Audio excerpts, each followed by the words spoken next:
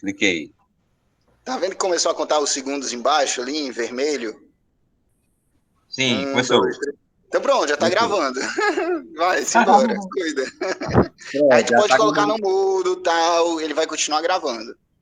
Mesmo Mas tu tem que colocando no capturar a mudo. tela, não? Tem que capturar, tem que Tem capturar. que Ou ele capturar a já tá tela. gravando, Pronto, pronto, ele já tá gravando o pronto. que Aí, ó, aparecer, né?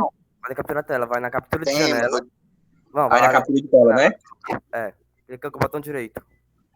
Ah, no direito? Com o botão direito, na Peraí. captura de janela ali, ó. No lado esquerdo. Aqui? Não. Ali, ó. Vai na esquerda, onde tá escrito captura de Aqui, janela. não. Isso. Captura de janela. Não, janela não. Captura de Clica com tela. o Onde botão é, hein? direito ou clica na configuraçãozinha ali embaixo, um dos dois. Configurações. Aí Configurações. clica na engrenagem ali embaixo, ó. Tá aqui, pronto. Aí tem configurações e tem engrenagem. Eu Aqui, vou. ó, da captura de janela mesmo. Ah, Bota lá no sim. quadradinho. Aqui, ó, Captura de janela mesmo? embaixo tem a É? engrenagem. isso. Aí embaixo tem a engrenagem. Peraí. Ah, Não, capturar a propriedades. tela. Propriedades. Vai, clica. Captura a tela. É? Vamos, Não, coloca tem outro propriedades. jeito aí, ó. Vai, deixa eu explicar, vai. Tá vendo Vai. aí, abaixo do mouse, embaixo aí tem Sim. um mais. Tá vendo mais? Ali, abaixo do mouse Tem. tem um mais. Clica Aí nesse Tem. embaixo mais. tem a engrenagem. Clica nesse Pronto. mais. Pronto, aí, ó, tem aí, ó, captura de tela. Ali, é um quadradinho. Captura Pronto. aí, Ok. isso, clica. Pronto. Pronto, aí clica OK. Ok. Pronto. Pronto, aí Ok OK. agora. Tá capturando tua tela. Aí tu vai Pronto, pro já era. Meet, ele vai pro Meet, automaticamente. Pode Certo. minimizar. Ele já tá, ele Pronto. tá capturando tua tela, entendeu? Pronto, Aí já tu tá deixa aqui, ó. ela no Meet. Aí tu deixa ela no Meet, isso. Pronto. Tá aí. Show. Entendeu? Show. Show. Tá Começou, tá rolando. gravando. Eu vou apagar aqui o tabaquinho, vou pegar minha cervejinha com vinho. E, gente, qual que é o tema de Opa. hoje? Sacrifícios, orações e. Basicamente isso. Sacrifícios e orações. Massa, massa, massa. Eu vou tirar aqui minha tela. Esse meu barulho de computador tá atrapalhando vocês? Tá não, né? Ó? Tá Tá não, não, né? tá ótimo. Tá Ah, então bom. ótimo. Vai ter alguma resenha antes? Resenha? É, Você quer falar resenha? do cara que incorpora Deus. Vai, Thiago, fala um pouquinho do cara que incorpora Deus. Eita, porra. Eita, pô. Deixa eu apresentar o Clebson, que, gente, eu conheço o Clebson, né? Eu vou te apresentar, viu, Clebson? Assim, eu conheço o Clebson, gente. Ele foi meu aluno do segundo e terceiro ano, foi, Clebson? Mesmo segundo e Isso. terceiro ano. Primeiro, segundo, terceiro. Foi segundo e terceiro, era. Aí ele já era muito interessado nesses temas, né? O apelido dele era pastor, né? Mas eu via nele a mente aberta para entender os processos e tal e tudo. E aí ele pediu para entrar no grupo Filosofia da Magia. Eu fiquei até surpreso, né? Eu disse, bora, mas rapaz, tá vendo, né? Aí tu tá fazendo o quê? Tá fazendo química, é? Qual é o curso que tá fazendo? Tô fazendo faculdade de biologia. É biologia, é tudo a mesma coisa. Biologia e química. Tá E aí, próximo. pô, Léo, foi aluno do Léo também. Olha aí, ó. Foi aluno do Léo. Exatamente. Olha aí. Eu sou filho E de aí, pastor, eu sou filho de pastor. agora ele é o pastor do diabo agora, outra história. Agora é Satanás na vida, né? Agora é só bruxaria, satanismo, agora é tudo diabo em Cara, quatro, de Salomão. Entregou a alma dele pro campo. Aí, deixa eu falar da coisa, Clepton. O que é que tu tá achando do grupo de estudo? Eu queria saber, assim, de ouvir de ti, hoje é o dia de te ouvir, né? O que tu tá achando do grupo de estudo? Tá muito difícil? Tá dando pra ir? Tá complicado assim, mas por causa que eu não tô acostumado com filosofia em si, né? Estudar filosofia. E Hum, principalmente agora que eu fui entrar no livro aqui, que a tradução, pelo amor de Deus, eu tive que literalmente pesquisar é horrível. a carta, conferir a Nebo para poder entender melhor o que estava escrito. Aí também eu tive que abrir outra pesquisa de outra pessoa que estudou os três primeiros livros, mas tinha algumas coisas lá que falava também sobre umas coisas essas, né? Sobre o livro 6, o livro 5 e tinha um que falar sobre o livro 10 também, uma parte lá. Aí que me ajudou a compreender um pouco melhor. Mas, literalmente, que tá muito complicado para me entender, pelo menos assim. Mas pelo menos eu consegui aqui achar, tá aqui no celular aqui, ó. É o texto da carta a Nebo, ele todo. Porque essa parte que Cara, eu vou ler, e é isso. show. Posso Foi começar? próximo. A bola é tua. top, viu? Parabéns aí pela Beleza. dedicação e pelo estudo aí. Beleza. Eu vou começar aqui por um texto aqui que eu. Peraí, abri aqui. Apresentação. O texto que o Porfírio escreveu no livro dele de abstinência sobre a abstinência dos animais, né? A abstinência sobre os animais.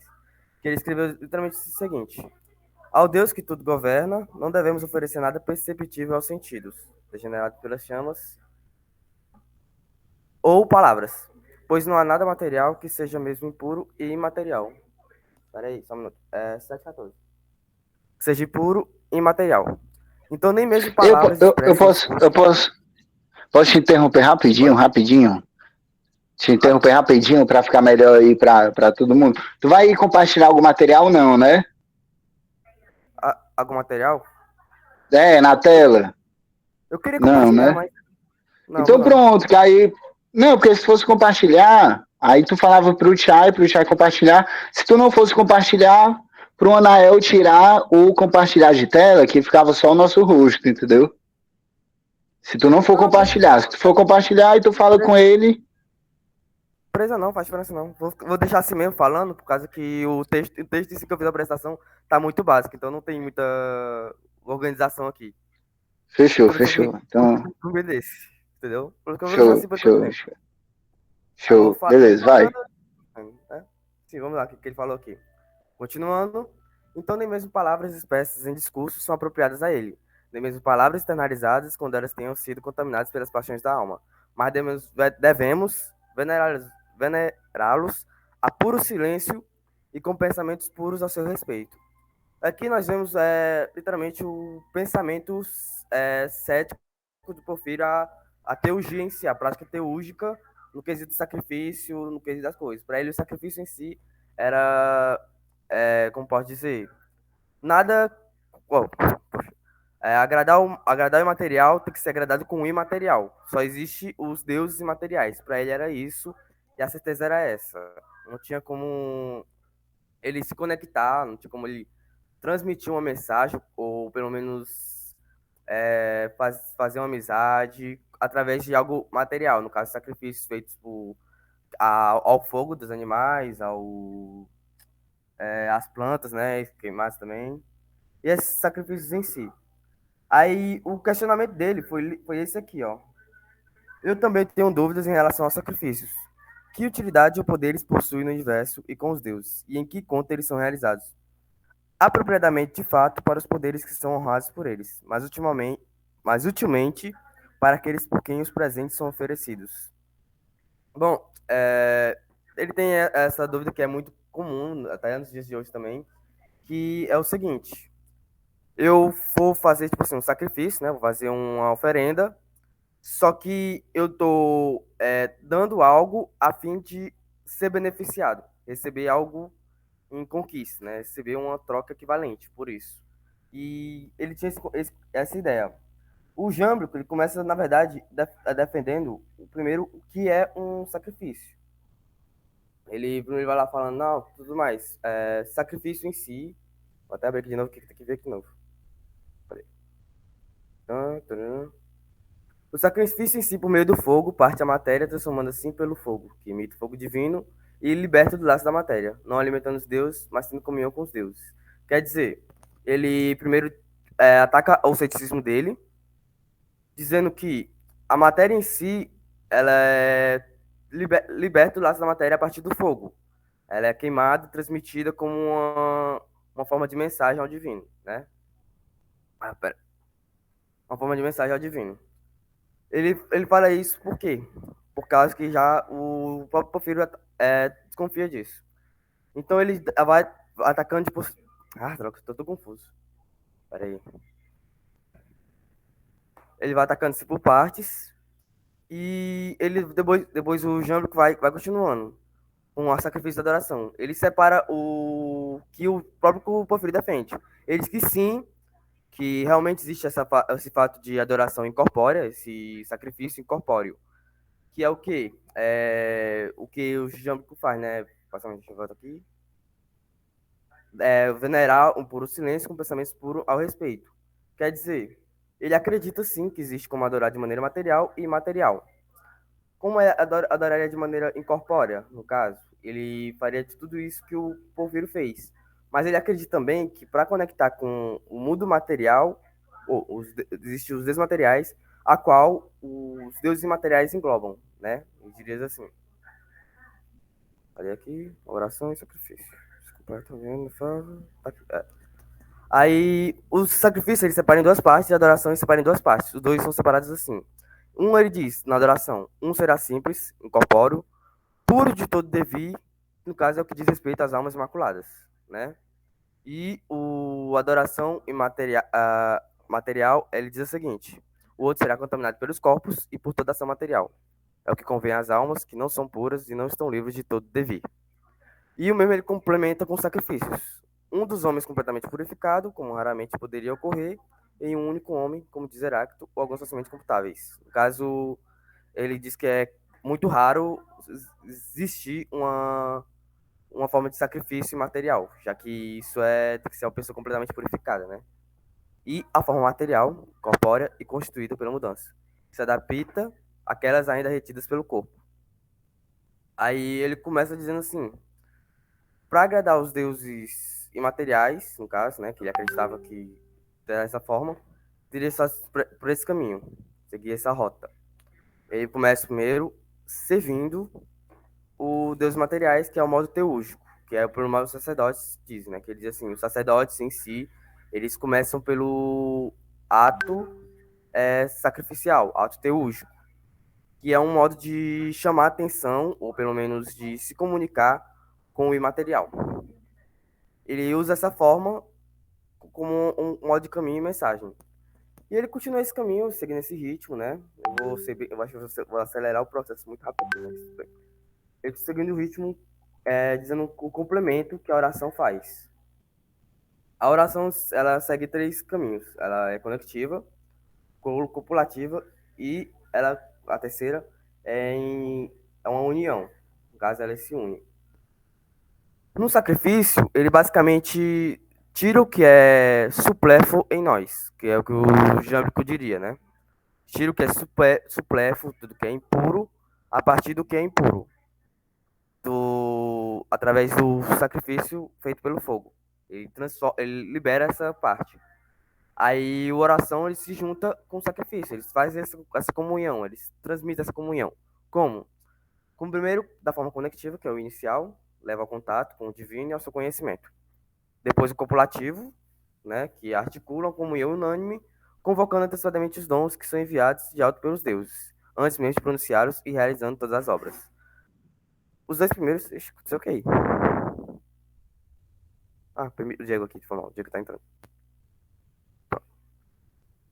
Boa noite, meus camaradas. Bom dia. Boa noite. Vamos lá. O cabo já tá no raio dos sols aí. Boa noite. Mas vamos voltando aqui. Conectiva, ele como o próprio Anel, o Léo apresentou aqui no grupo, sobre a oração, né, do cristianismo, né? Que a gente vai tomar como exemplo. Eu não vou achar aqui, mas ele começa dando notação da presença de Deus, né? Dando conhecimento dele. Quer dizer, levando contato com o divino e o seu conhecimento. Depois o copulativo, quer dizer, articulando a comunhão unânime, convocando antecipadamente os dons que são enviados, enviados pelos deuses, antes mesmo de pronunciá-los. Quer dizer, já está conhecendo em nós eles, né? Fazendo eles o pronunciamento, só pela oração. E esse é a segunda parte da oração que eu vou mostrar pelo Léo aqui no texto dele. Cadê aqui? O homem está falando sobre oração nisso, que foi o Léo. E eu parei aqui para pensar no no Pai Nosso. Queria compartilhar com vocês. Pai Nosso que está no céu, santificado seja o teu nome. A oração parece chamar Deus, né? A primeira frase, Deus já está sendo invocado e ciente. Que é o quê? A forma conectiva. Que pelo menos que eu peguei como exemplo, né? Só para checar. Aí, venha teu reino, seja feita a tua vontade. Com isso a gente estabelece a relação como somos pequenos. Aí ele diz aqui que acha massa, né? Como ele sela isso por uma lei hermética. Esse é o modo copulativo. E a partir daí, mostra o desejo em si transmitido, né? Depois eu falo sobre a parte da união inefável. Mas aqui diz aqui, ó, a terceira parte do quesito de oração é a união inefável, é o selo característico final da oração. baseando todo o seu poder nos seres, né? E fazendo com que nossa alma repouse perfeitamente. Quer dizer, a oração, por fim, tem por finalidade descansar a alma neles, finalmente completando a união entre nós com eles. Aí a gente já tem a conexão conectiva e copulativa ao mesmo tempo na união inefável. Elas são só uma característica da oração, que tem por fim isso. E aí, a gente, basicamente, tudo isso aqui que eu falei foi o que eu entendi do livro 5, né? Alguém aí tem alguma coisa a falar? Eu tenho muita coisa a falar, mas vamos esperar aí. Eu gostaria de que falasse para me complementar, porque o que eu resumi muito, muito mesmo. Então eu gostaria que pelo menos falasse um pouquinho agora. Do livro 5, depois eu vou continuar no livro 6. Se puder, né? Porque são dois, né? É tristeza. Eu achei muito interessante aquela parte. Você tá escutando direitinho? Tô. Aquela parte que tu falou logo no começo, que as nossas orações, os rituais, né? Não são para agradar os deuses, mas para conseguir a nossa comunhão entre eles, né? E a chave talvez esteja justamente na comunhão, e não nesse desejo obsessivo de alcançar os deuses, né? Esse desejo talvez do ego, não sei, mas a comunhão, né? O próprio aqui agora na dança cósmica, né? Aí eu achei isso muito interessante, tem a ver com o que o Anael falou no vídeo, né? Hoje ele falou sobre oração, ele tocou nesse ponto. Um outro ponto que eu achei interessante, cara, foi nesse teu final, nesse caminho da oração, né? E eu queria até perguntar para vocês, porque assim, a gente que estuda um pouco de magia, né? E principalmente a magia ocidental moderna, ela vai falar de toda uma parafernália onde, por exemplo, a gente precisa no começo do círculo mágico exercer uma força, por exemplo, de atração. Aí depois o segundo círculo seria uma força de proteção. E aí no meio seria a força de forma Deus. E aí é todo um ritual que é feito, né? E aí, ao escutar o irmão falando aí sobre o processo da oração, eu senti uma semelhança, uma leve semelhança. Né? A oração ela segue alguns passos, assim como talvez o ritual da parafernália que a gente tem ocidental, da magia cerimonial, também siga também alguns passos. Eu queria saber, assim, até que ponto esses passos, na visão de vocês, é importante para o processo aí de conexão, que parece que termina na unificação deles, né?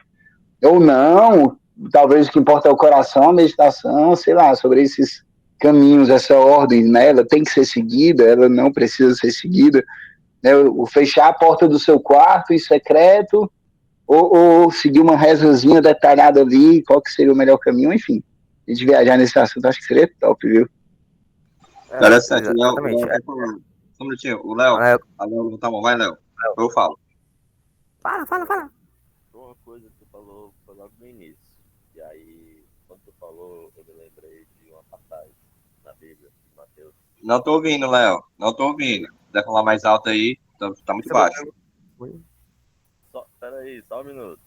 Acho que vai dar certo.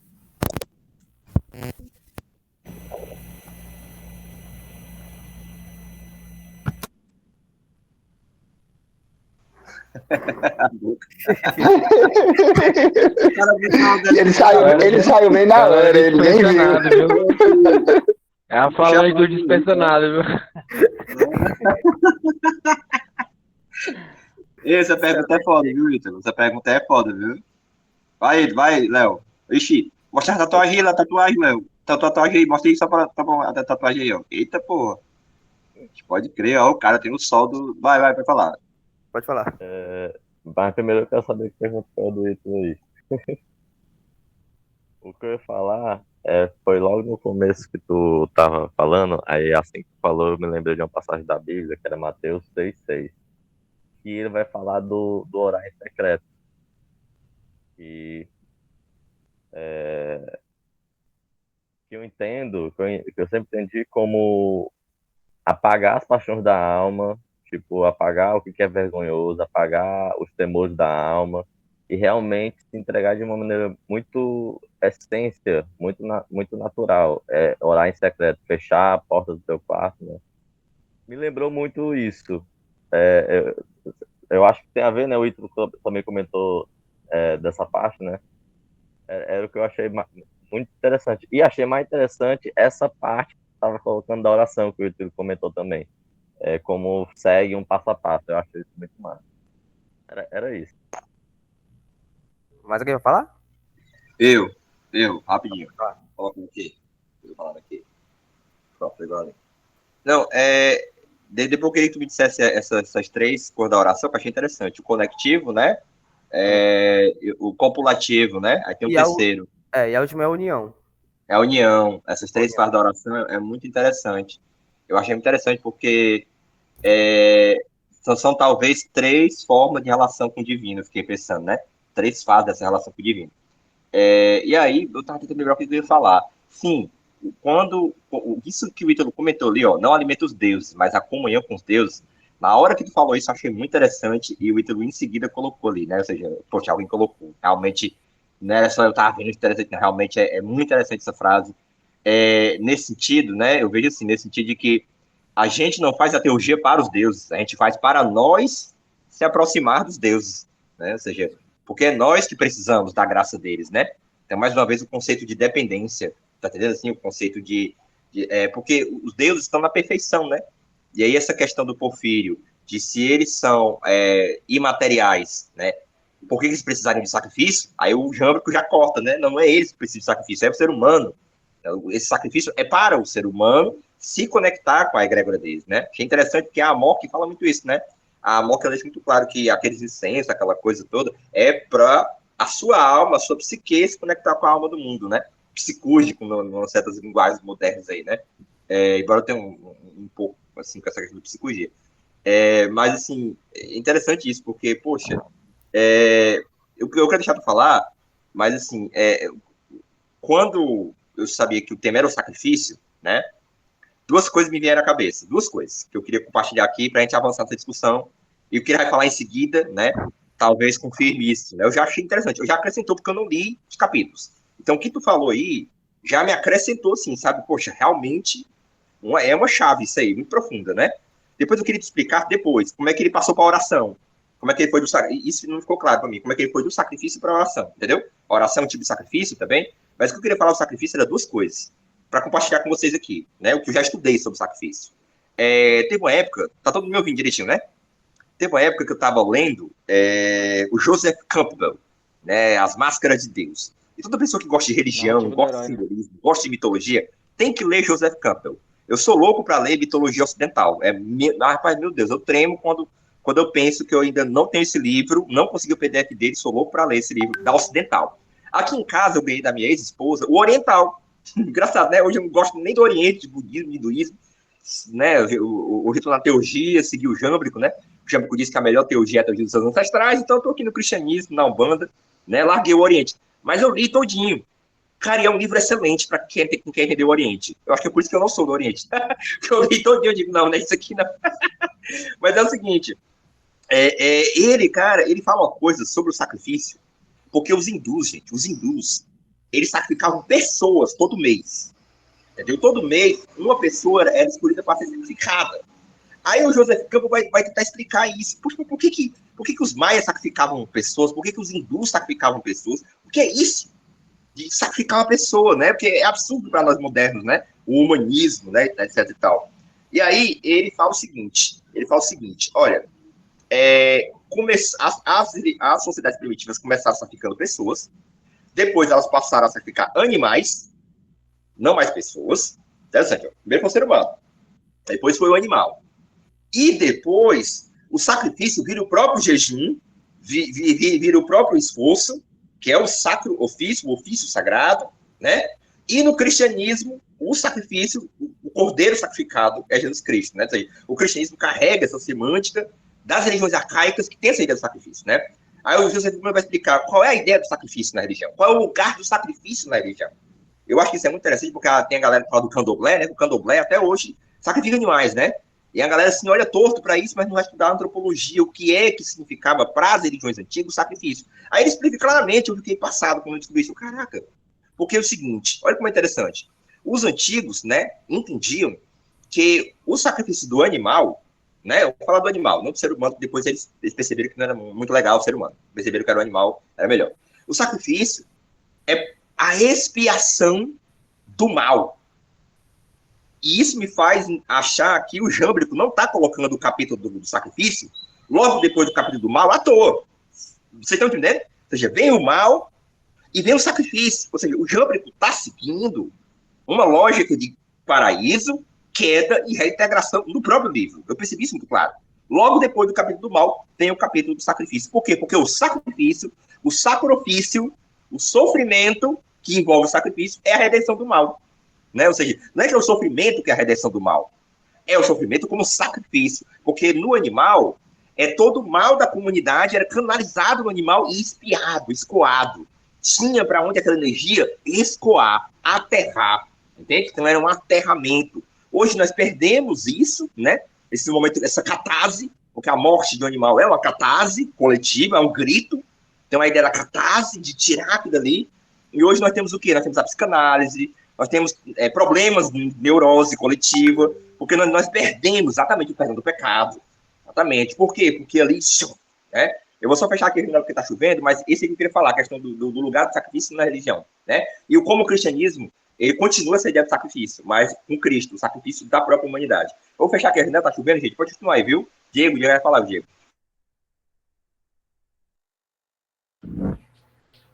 Aí, Dieguinho.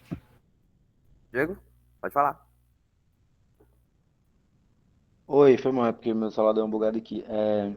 Até é interessante, o Jâmblico, ele nasceu em 245 depois de Cristo, não é isso?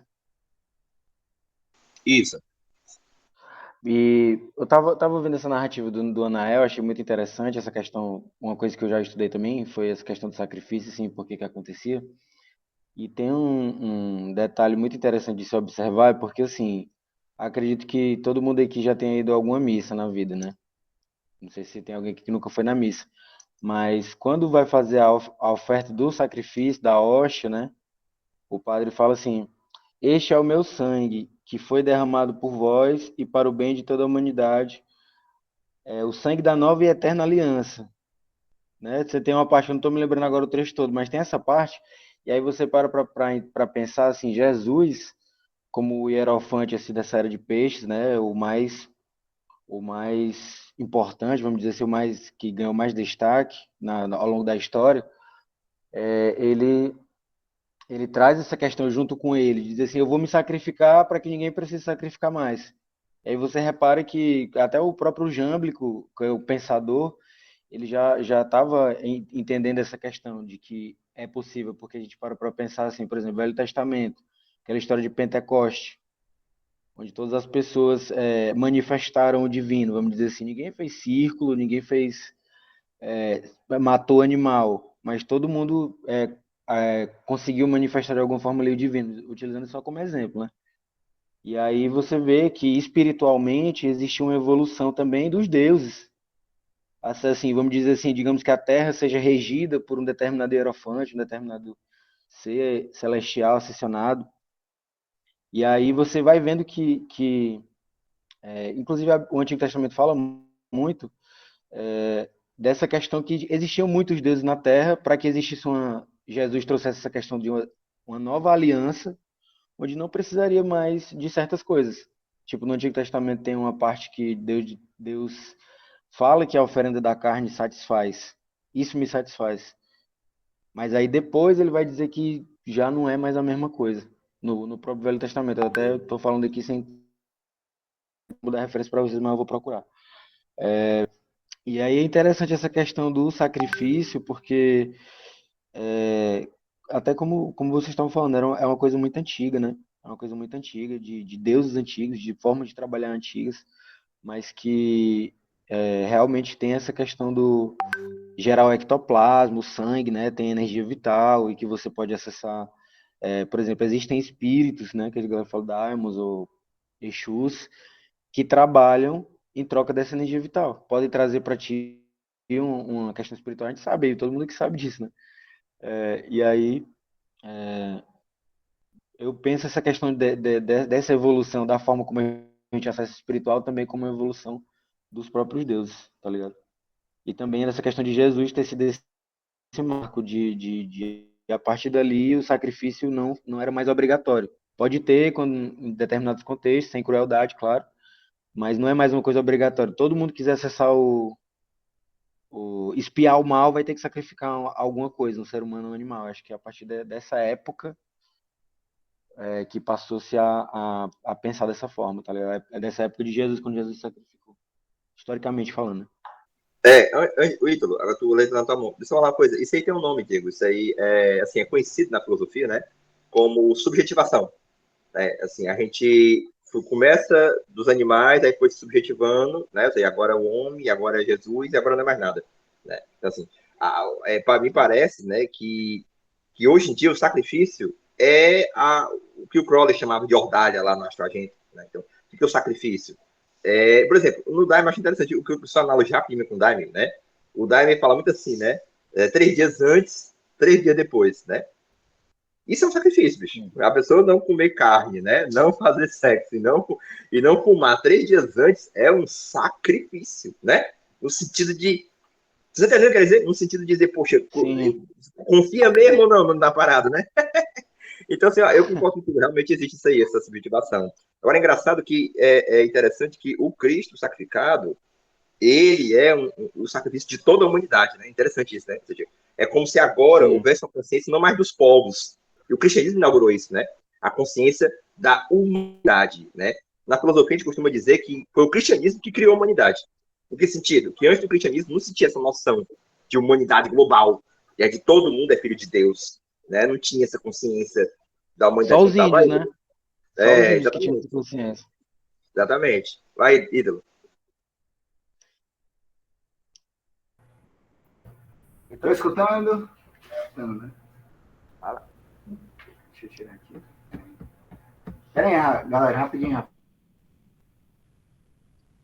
Poxa. E até aproveitando aí dando um tempo pro Ítalo, é interessante porque não é só, por exemplo, os judeus jejuam, os muçulmanos, né? Tipo, quando eu tava morando lá na África, eu fiz um serviço com um costureiro que ele era muçulmano, aí tava na época do Ramadã, e aí eu tinha combinado com ele, tipo, 1 hora, aí eu cheguei lá, ele não tava, porque ele tinha ido pro Ramadã, e só ia voltar 3 horas, saca? Não podia chover, relampear, qualquer coisa. O cara, chegasse o presidente do país lá, o cara não ia abrir a porta. Ele só ia abrir depois das 3 horas, tá ligado? O Ramadã é cruel. O Ramadã são 40 dias de jejum, né? Acho que você só pode Pois é. comer à noite, né? Sim. Assim. O que eu queria falar, né? Já com vocês, né? Na mitologia hebraica, né? Quando a gente vai falar assim dos níveis, são alguns níveis, né? Na Cabala são 4 níveis de interpretação da Torá, né? Mas vamos pegar só o primeiro, o literal ali, né? A gente vê na mitologia hebraica que logo no começo ali, né? A gente tem a morte de Caim e Abel, né? Caim que matou Abel. E aí é dito lá, logo ali no comecinho, em Gênesis, que o sangue de Abel desceu para a terra e a terra clama pelo sangue de Abel. Então foi a primeira morte, né? E de humano por humano, porque teve uma morte divina, que foi quando Deus sacrifica um cordeiro para colocar a alma humana numa pele de cordeiro, né? É um primeiro sacrifício que existe ali, de uma morte de um animal, que na minha visão seria o processo de encarnação da nossa alma no corpo da matéria, mas enfim, existe esse outro que tem a ver com mal, tem a ver com a inveja.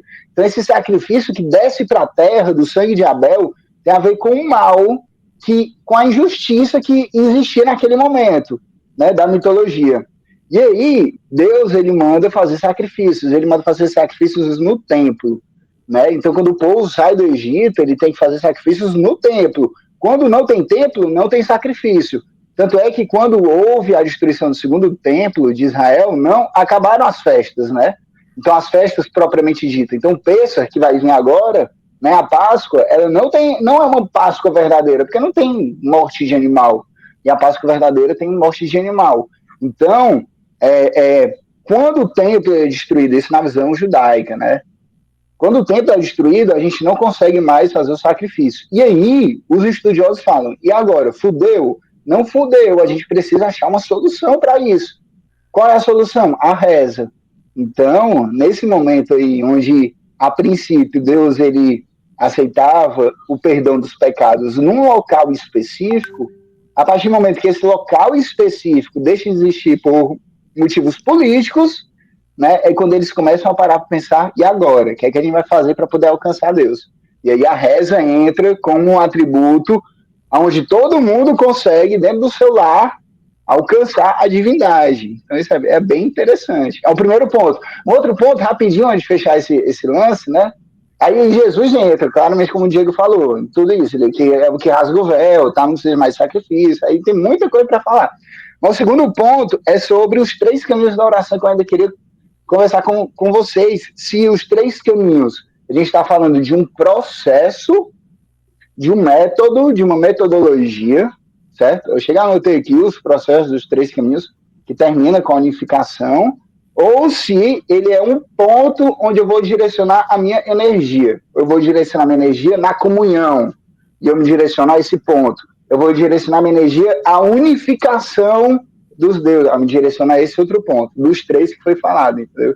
Então, comentei sobre o sacrifício e deixo essa para vocês, o restante. Valeu! Pronto, vou dar aqui. Estão me ouvindo? Pronto? Tá ouvindo? Seguinte, esse é um ponto bem interessante sobre Jesus, que esse é o único ponto que eu sei, porque eu realmente participei do cristianismo, né? Então vou complementar aqui. O interessante é você ver que no início, você vê que o sacrifício é feito não como um pedido ou algo, um recebimento de alguma coisa. Você vê que Caim e Abel oferece tentando agradar a Deus. Depois você vê que Deus ele se enjoa do sacrifício. Como o Diego disse, né? O Diego César falou que Deus realmente se enjoou do sacrifício, se enjoou do sangue derramado. Aí você vê também esse negócio que o Ítalo falou, esse negócio de política. Aconteceu um negócio que era entre Samaria e Israel, ou Samaria e Jerusalém. Eles eram obrigados porque diziam assim: não, você deve servir a Deus em tal monte, e Jerusalém dizia: não, você deve servir a Deus em tal monte. Aí depois chega Jesus e fala: não, você tem que adorar em Deus de espírito e em verdade, que é como o Porfírio acreditava que deveria ser o sacrifício e adoração, né? Sacrifício de maneira incorpórea e imaterial. Isso é só complementando o que vocês falaram, né? Deixa eu deixar claro. Pronto. Posso continuar já o livro 6 ou alguém vai querer completar mais alguma coisa? É interessante um insight que me veio aqui, que essa questão a gente ainda assim, no século XXI, a gente ainda está na teoria da evolução, né?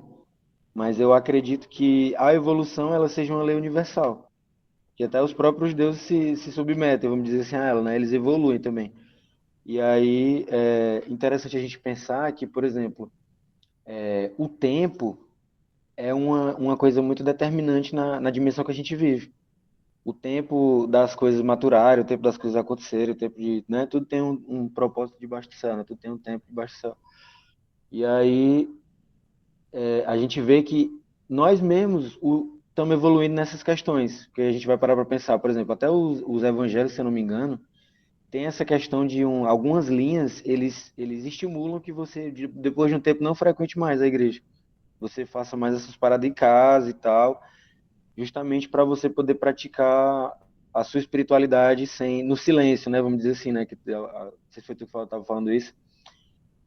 E aí a gente vai fazendo essas relações, por exemplo, milhares de anos depois, a gente está aqui falando sobre isso, e ainda existem pessoas praticando dessas formas aqui que a gente está trazendo, e foram esclarecidas através do Jâmblico e em outros, e como se o tempo tivesse que passar para a gente alcançar ao longo do tempo, né? Coisa, né? Fazer o download, a velocidade da nossa internet ainda está aí, né? E através do pensamento desse tipo de vivência, essa Assim, peraí, tá me vendo aqui de novo, cara? Meu Deus, pronto. Sim, pelo que eu sei, o Nada, acho que o Nael, né? Falou que o cristianismo é lógico é um certo retorno a Porfírio. Isso é realmente verdade, né? E ele quer falar alguma coisa. Ele levanta a mão, pode falar. Fala. Pronto. Porque assim, aqui é uma opinião, na verdade, minha, né? Agora não é um estudo que eu vou falar, não, é realmente uma opinião minha. Um achismo, né? O que o Ítalo tinha perguntado no começo, eu captei a pergunta dele, que é essa questão de se hoje em dia a conexão com o sagrado, né, se daria mais no íntimo do coração, né, ou seja, mais porfiriano, mais cristão, ou a gente precisa do ritual, da vela, do incenso, do procedimento, do cerimonial, né? E esse debate aconteceu no martinismo, né, porque o Martinez de Pasquali era aquela teologia, né, do círculo, da já evocação angélica, toda a parafernália, e o Saint-Martin disse, não precisa disso tudo para chegar a Deus, aí começa o caminho do coração, né, a senda cardíaca. O que eu penso hoje em dia sobre isso?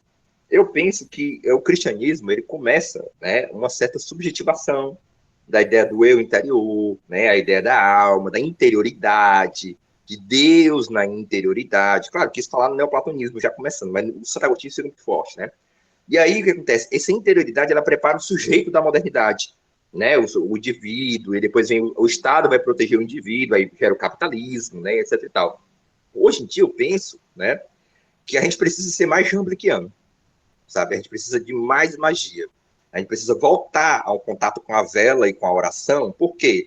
Porque a doença da modernidade é justamente esse sujeito, né, que se desligou do mundo. E o niilismo, entendeu? Sim, ou seja, ele acha que o mundo é uma escuridão opaca de forças, né, que ele pode manipular o seu bel prazer, porque não existe Deus, não existe nada, entendeu? Por exemplo, a magia do caos, ela entende, né, a magia com uma coisa técnica, né?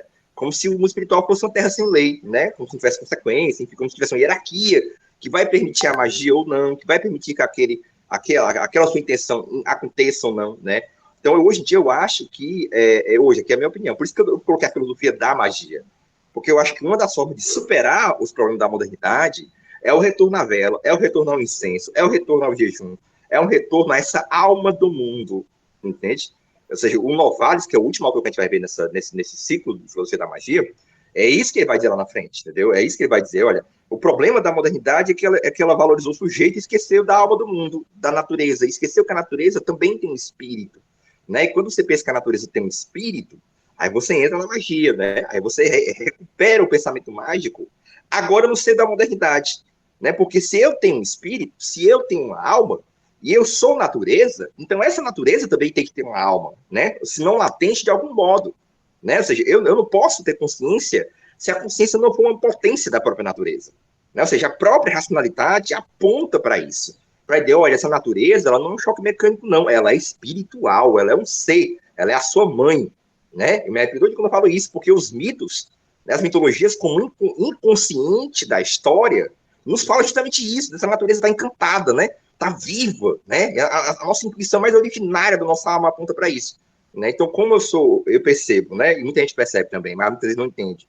O problema da modernidade, que é o niilismo, esse niilismo veio daí, veio dessa interioridade demais, entende?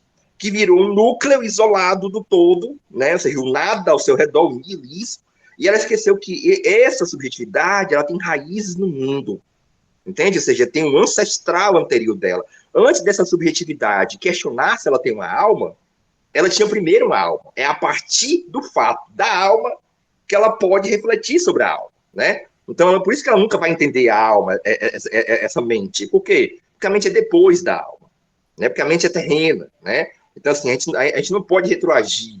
A gente tem que se explicar a partir de, né? Isso é a filosofia da mitologia, por exemplo, né? Ou seja, a gente não tem que perguntar o que é mitologia. A própria filosofia é uma fala no terreno da mitologia. Entende? Ou seja, a própria filosofia, ela é uma fala sobre o mito.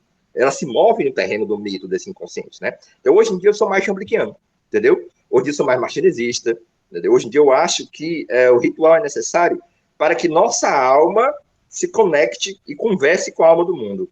Então, para mim, a magia na modernidade não pode ser taumatúrgica. Né? O que é taumaturgia? Taumaturgia era a crença de que a minha oração vai influenciar as forças terrestres, as forças reais da natureza. Não.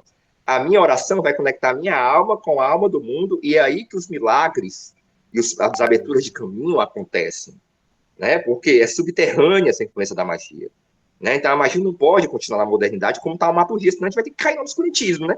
Nossa mente moderna não aceita, não tem como a gente. Tinha antigamente, né? Antes da modernidade, tudo bem, né? Mas nossa mente não vai aceitar, como por exemplo, nossa mente não vai aceitar mais o geocentrismo, né? Ela aceita o heliocentrismo. A gente só vai pensar o geocentrismo como chaves da alma, como chaves anímicas, porque essa nossa almazinha aqui, o nosso inconsciente, ainda conversa com o inconsciente do mundo a partir de uma percepção geocêntrica, É por isso que a astrologia faz sentido. Entendeu? Porque a astrologia ainda é a antiga linguagem do nosso inconsciente com a alma do mundo. É assim que eu penso. Entendeu? Aí eu deixei vocês aí para falarem. Não, e faz todo sentido, Concordo. Thiago, faz todo sentido, no sentido, concordo também, e eu peguei uma viagem até freudiana, mano. Eu fiquei viajando assim, ó, tipo assim, a nossa vida, né, nesse mundo, a gente nasce, a gente tá com a nossa mãe, né, e a nossa mãe, a princípio, né, ela nutre a gente, então a gente pode comparar a mãe com um processo teúrgico de conexão com os deuses, né, só que aí tem um momento na nossa vida que a gente quer a separação da mãe, na nossa adolescência, né, e aí na nossa Castração. adolescência, juventude, isso, a gente quer afastar-se da mãe porque a gente pensa que é independente. Então, talvez no processo da humanidade, né, ou talvez no nosso processo micro, né, mas olhando para o macro, a gente esteja nesse momento rebelde, onde achamos que a gente é totalmente independente de nossa mãe. E aí, depois que o cara estuda, ele vê que talvez o sentido da vida seja o que esteja escrito na lápide. E na lápide ele quer que ele seja um bom filho, né? Ele, no final da vida, quando ele vê que a mãe tá ficando velha, tudo que ele mais quer é estar perto da mãe, né? Isso um bom sábio faz. Então, estar perto da mãe, todo esse processo. Então, é uma jornada de estar perto, sair, ter essa rebeldia e depois voltar até essa comunhão com a mãe, que seria esse processo mágico, né, da nossa alma com o divino. Perfeito, Vitor, perfeito. Porque isso aí, o Winnicott, da psicanálise vai dizer isso, o Winnicott, questão da mãe, né? E a religião é a experiência do nosso útero da mãe, né? Respondendo a gente, né? O útero sendo esse universo, né? E magia tem relação com, alguns vão dizer que magia também tem uma certa relação com Maria, Mará, a mãe, né? A magia. Quem é a senhora da magia? É a imperatriz, é a sacerdotisa, figuras femininas, né? Magia, a noite, a mulher, né? Então tem muito isso a questão de você entender que no final você se separou da sua mãe, né? Mas você ainda continua na semântica que ela colocou, né? Você continua ainda se movendo no interior da psique engendrada por ela, né? Então você recupera ela num outro grau, né? Aí é bem hegeliano isso, né? Eu acho bem hegeliano e schelleriano também, enfim. Anael, agora eu vou até te falar ainda sobre a tua primeira colocação aí que tu trouxe, essa questão da taumaturgia, e é interessante a gente pensar, porque socialmente falando, a era que a gente vive, a gente está vivendo, a gente estava até falando isso no grupo, a popularização do ocultismo, né? E aí, coincidentemente, numa época de transição de era, assim, a gente está mais ou menos 2000 até 2100, 2100 e pouco, a gente vai entrar na era de Aquário, assim, astrologicamente falando, né? E aí é interessante a gente pensar que a gente está saindo da taumaturgia para a teurgia. Com isso tudo que tu estava falando, essa contemplação da alma, dessa conexão da alma, do princípio da mente com a mente universal para poder realizar o que você deseja, né? Isso é uma coisa teúrgica, né? E que vai justamente de encontro com isso que tu estava falando. A oração está evoluindo, a forma de se relacionar com a espiritualidade também está evoluindo, e a gente está vendo aí como uma evidência, vamos dizer assim, essa popularização do ocultismo, as pessoas aprendendo a louvar a Deus por si só. Ter o seu grimório lá, fazer suas experiências, e anotando e tal, e assim como fez o Jamblick, assim como fez o Crowley, assim como fez o Eliphas Levi, e X outros magos aí da história, né? E é porque às vezes a modernidade ela deixa a coisa assim um pouco estática, como se a gente já tivesse chegado no final e tem só que analisar o que já passou, né? Como se a gente ainda não estivesse evoluindo e mudando, né? Assim, deixa eu falar uma coisa aí, para deixar o Cleberson voltar a falar. Assim, interessante que falou, porque na modernidade, segundo o Goethe, né? O Goethe dizia isso, que na modernidade, né, não tem como. Cada um de nós aqui, no fundo, não vive uma religião coletiva, vive uma religião pessoal, uma religiosidade única, né? Antes da modernidade, ainda era bem coletivo, bem tribal, bem comunitário. Apesar da teurgia, por causa dos intelectuais, né? Talvez seja uma coisa mais solitária, né? Porque é da elite intelectual que pensava isso, né? Mas é incrível, né? Ou seja, a nossa mente moderna, ela condicionou a gente a uma rota inescapável. Por isso que a gente sente essa sensação de não se encaixar em religião nenhuma. Já perceberam isso? A gente não sente isso. Você vai para o catolicismo, mas não é bem aqui. Você vai para os crentes, mas não é bem aqui. Vai para macumba, adora, mas tá faltando alguma coisa. Isso é uma especulação que se faz, né? É uma condição intrínseca da psique moderna. A psique moderna, a mente moderna, não é igual à mente medieval, não é igual à mente renascentista. É por isso que a gente tem que recuperar essa mente antiga, renascentista, no novo sentido da modernidade, né? E aí, é basicamente isso que eu queria dizer, mas é interessantíssimo, é isso mesmo, está dizendo, da taumaturgia para a teurgia, que é como a nossa mente moderna consegue preservar a magia, né? Preservar o elemento mágico, né? É exatamente isso, concordo plenamente. Plenamente, plenamente. E é aquela coisa que o guia te diz: cada um vai viver e morrer dentro de uma religiosidade única, singular. Você, eu sou uma religião, o Ítalo é uma religião, o Clebson é uma religião, o Diego é uma religião na modernidade. Incrível isso, né? Porque para a gente é impensável, como era então os antigos, não era cada um, não. Os antigos haviam um apagamento do indivíduo e um reforço do coletivo muito forte. Entendeu? É diferente, assim. A gente não consegue perceber porque está na modernidade, né? A gente não consegue nem pensar o mundo como seria, né? Mas é basicamente isso, né? Vai, pode falar aí, pessoal. Cara, teve uma época que eu fiquei numa crise, né, pessoal, e eu conversando com o Chay, né, com o Anael, o Anael é meu psicólogo, né? Aí eu, cara, porra, tem uma determinada visão que enxerga a vida dessa forma, tem outra visão que enxerga a vida dessa forma, qual é a real forma de enxergar a vida, né? Os mistérios vindos e tal.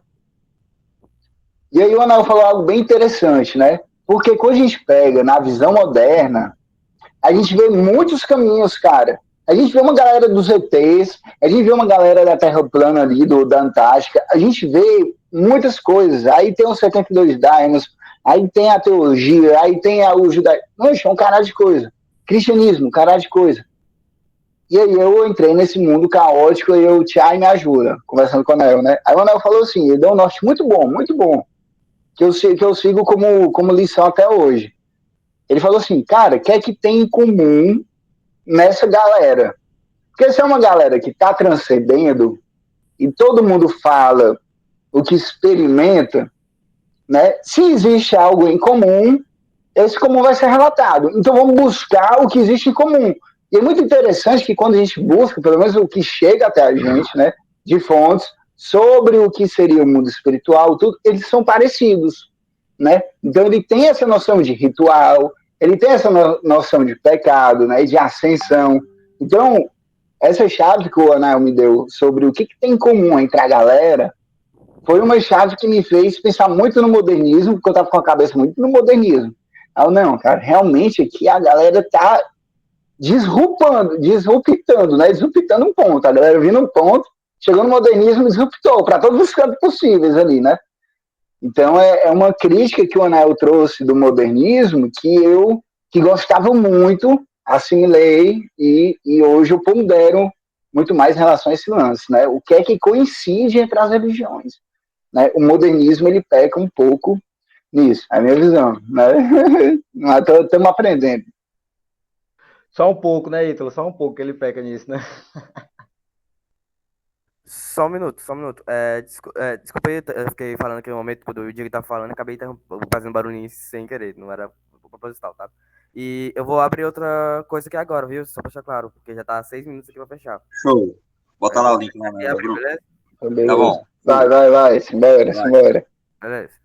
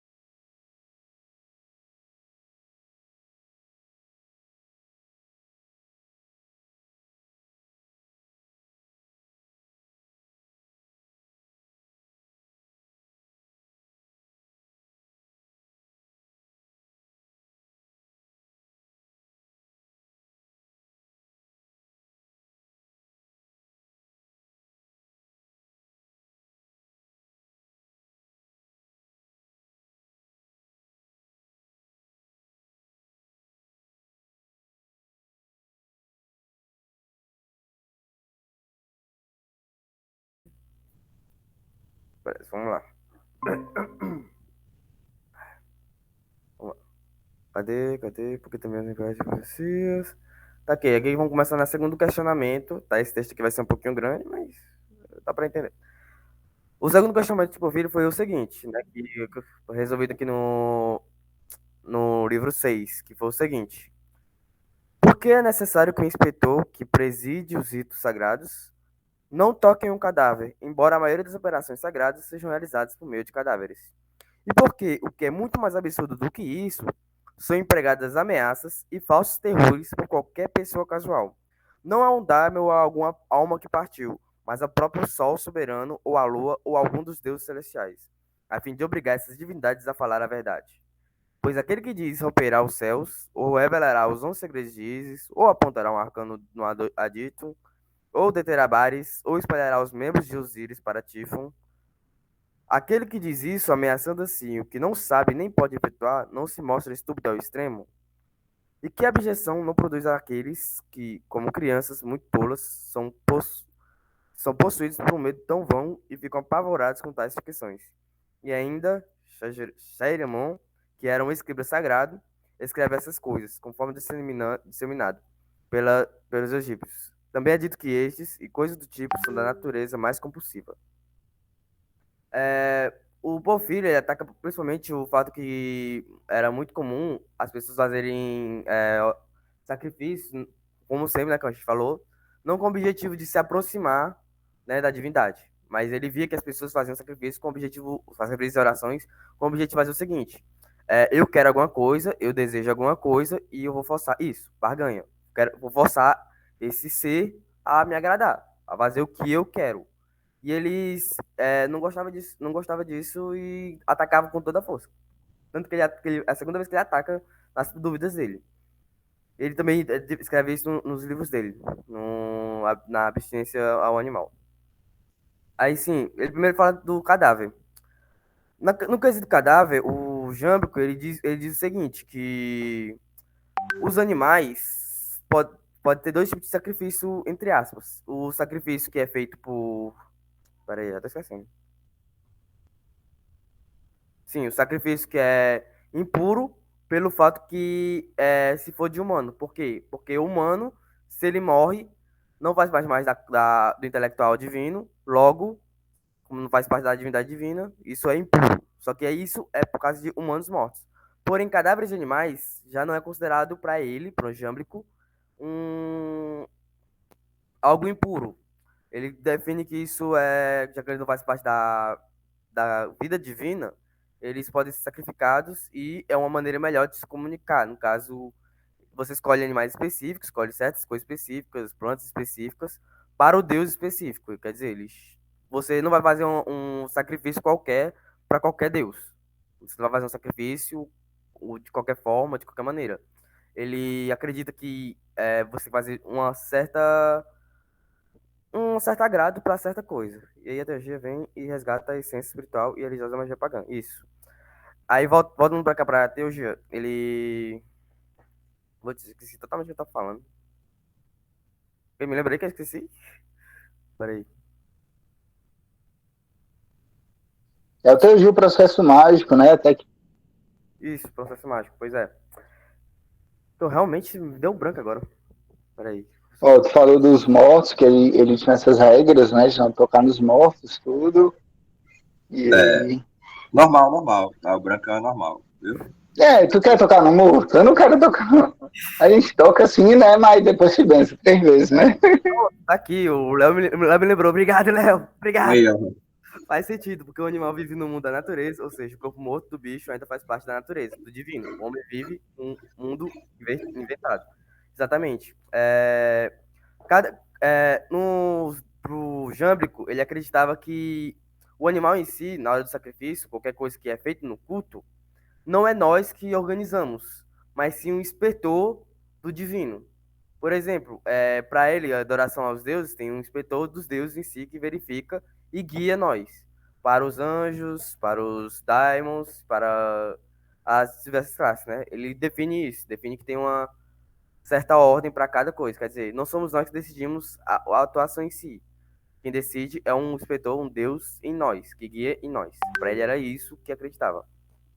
Aí, em fator da obrigação do divino, o Jamblick, ele meio que difere duas coisas. Primeiramente, ele diz que isso é uma forma de chamar ou atenção ou de... Peraí. O corpo morto do homem pode até agredir a natureza. Se os ídolos não tivessem a mania de tacar fogo nos seus corpos, coitada da terra. Exatamente. Aí, voltando aqui. Eu esqueci. Eu tenho mania de ficar dando branco, mano. Meu Deus. Sim. O... É normal também, não me lembro de Quando eu não sei lembro, hoje. eu perco o branco total. Deixa eu voltar aqui. Sim. Voltando ao que ele tá... Mas tem que trocar o fornecedor, viu? Esse daí Hã? que tá... Maconha tá estragada, né? Vocês são pior aqui, todo mundo aqui é pior. Não, cara. Eu sou muito pior que vocês. Ele acreditava, ele era muito dualista. Ele podia dizer assim, ou é por um caso, que no caso ele era para chamar a atenção dos divinos. No caso, eu estou fazendo isso aqui, mas é para que o que recebe a mensagem se sinta, como posso dizer, intimidado, se sinta coisa. Ou, de outra maneira, ele volta o que a gente pode usar como exemplo, como é que é o nome do negócio lá? Legimeton. Vamos usar como exemplo Legimeton. Que você vê, eles fazem, quando vão fazer sacrifício, ou faz sacrifício não, quando vão fazer o ritual, eles fazem o círculo e invoca. E quando eles querem exigir alguma coisa, querem exigir qualquer coisa, eles dizem assim, não, ó, se você não fizer isso, eu vou cortar o seu símbolo, eu vou amassar o seu símbolo, vou estragar o seu símbolo. E aí, Jambo que ele fala que isso pode ser apenas uma maneira de afetar os deuses menores, no caso, de que isso aclame os desejos dele, que isso atinja eles. Essa é só a única dualidade que ele defende. E é basicamente isso. Literalmente o livro 6 é só isso, é tipo, bem curto mesmo. Se alguém tiver alguma coisa a falar, né? Mas antes disso, é só deixar claro. O Jango deixa claro. As ofensas não são diretas aos deuses. Exatamente. Ele diz que afetar as ofensas é inteiramente impossível, porque tudo que está em material é impossível de ser afetado por algo material. Então, tipo, esses segredos, tipo assim, eu vou afetar esse segredo aqui, vou liberar as partes dos Osíris. Tudo isso vai ficar no material. É impossível eu, sei lá, fazer isso. Então, ele só simplesmente usa isso. Ele diz que os símbolos são maneira de eu demonstrar que eu estou muito conectado aos deuses e por isso eu posso quase que ameaçar, né? Quase que oferecer. Isso é a desculpa que ele dá, que ele entendia para essas pessoas. Mas ele diz que isso não se deve fazer também. Ele diz que isso não é o certo a se fazer, que não é o que acreditava fazer. Quem aí pode falar aí que ele tá falando que acho que esse estudo está muito equilibrado no eixo Virgem Peixe. De fato, é uma filosofia da magia. Se você falar sobre isso aí, por favor, explica que eu não entendi. Eu entendi, Léo, viu? Eu entendi perfeitamente. É porque a filosofia ela é bem virginiana, né? Essa questão de classificação dos conceitos, da categoria, do sistema, né? Da coerência do pensamento, bem mercurial. E a magia é algo bem pisciano, né? Falar com a alma do mundo, a compaixão. Então, a gente podia até ver se tem esse eixo Virgem Peixe no mapa do grupo, né? A gente vê a primeira reunião, quando foi a hora, né? Aí eu faço o mapa do grupo, né? A primeira reunião é o mapa astral do grupo. Aí podia ver essas influências, é interessantíssimo. É um insight astrológico que ele estava tendo. Né? Vamos ver essa carta astrológica do grupo. É interessante, porque, gente, assim, eu confesso a vocês que quando eu tive a ideia do Filosofia da Magia, eu não imaginava, assim, que ia ter, assim, já essa mod de galera, assim, interessada, juro pra vocês mesmo. Eu achava que por um bom tempo ia ser eu, Ítalo e mais alguém, assim, entendeu? Um bom tempo, assim. E aí veio o Léo, por exemplo. Aí veio vindo gente e tal. Eu sei que ainda não é todo mundo que participa, né? Que tá no grupo, mas assim, eu fiquei, caraca, né? Como realmente é um assunto intrigante. Eu até vou estar falando com o Ítalo, quero até falar com vocês. O nosso grupo de Filosofia da Magia já tá chegando nos ouvidos da universidade, viu? A minha esposa, ela tem uma professora da UFC, que ela ouviu falar do grupo de Filosofia da Magia e ela tá pensando aí a possibilidade de ir lá na bolsa que ela tem, um dia eu chegar lá e falar sobre como é a filosofia da magia, essa coisa toda que ela acha interessante, ela me acompanha. E aí, assim, o Valdes, como é interessante, né? Porque a gente está realmente estudando filosofia, né? E magia, né? O que a filosofia fala da magia. né? E isso é um tema muito esdrúxulo, assim, para a academia, entendeu? Para o comum, né? Do acadêmico, filosófico, é estranho. Tem gente que me olha torto, até hoje eu digo isso, claro, tem gente que me olha torto na filosofia, quando eu falo em magia, esoterismo, esse tipo de coisa, né? E assim, e aí eu escolhi o Jâmbrico, o Pico de la Miranda e o Novalis, foi uma indicação, assim, uma inspiração no livro da Frances Yates, você até falar sobre isso em vídeo, né? Mas claramente, de onde eu tirei essa ideia? Não sei se já ficou claro para vocês. Tem um livro da Frances Yates que é sobre esoterismo, né? E acho que é Giordano Bruno, né, a tradição hermética ocidental. Aí eu posso colocar o PDF lá no grupo, se vocês quiserem ver, um livraço. Falar sobre Giordano Bruno. Inclusive, no próximo ano, que esse grupo de estudo ele agora vai continuar para sempre, né? Assim, vamos só inventar outros autores. No próximo ano, no lugar do Pico da Miranda, vai ter o Giordano Bruno, viu? Pronto, o Léo tava lendo esse livro. É foda demais esse livro.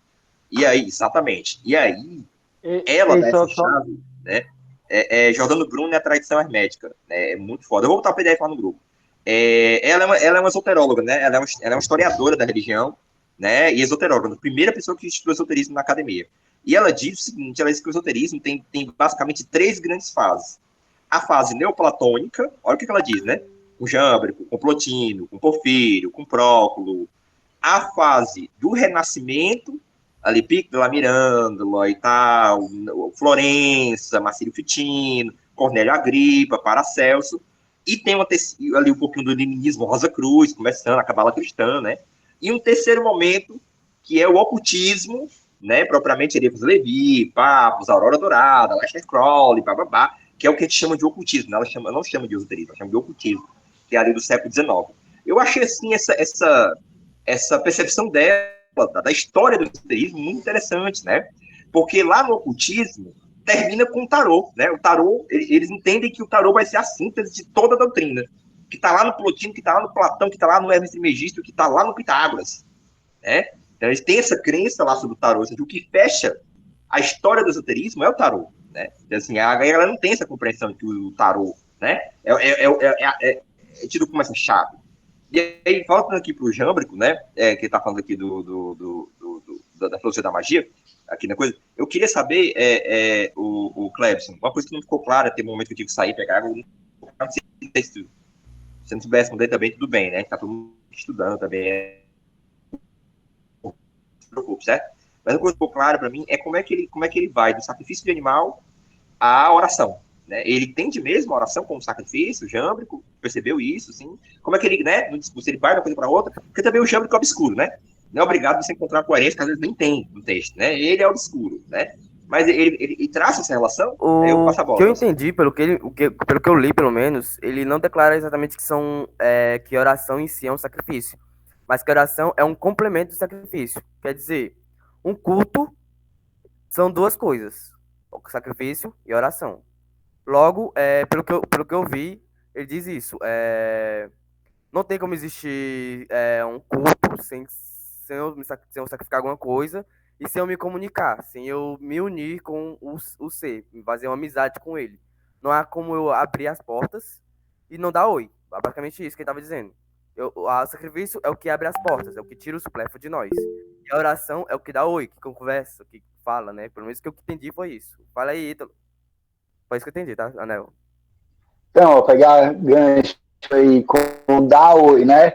O sacrifício, né? A gente pega a palavra sacrifício, é sacro ofício, né? Ofício sagrado.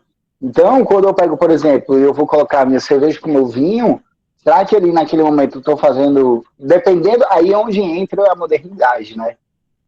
Até que ponto, se eu, com a minha mente, conectar o vinho e a cerveja ali, fazer um lehai, né? E dar um brahá, eu estou fazendo sacrifício. Até que ponto, né? Será que não? Talvez não. Então, o que eu quero perguntar para vocês, né? O lance do sacro ofício, de você entrar no ofício sagrado, se ele precisa necessariamente, e assim, a gente avaliando o histórico da mentalidade humana ao longo do tempo, né? Se a gente precisa realmente dar o oi, desse, alô, como é que você tá? Entendeu? Tô bem.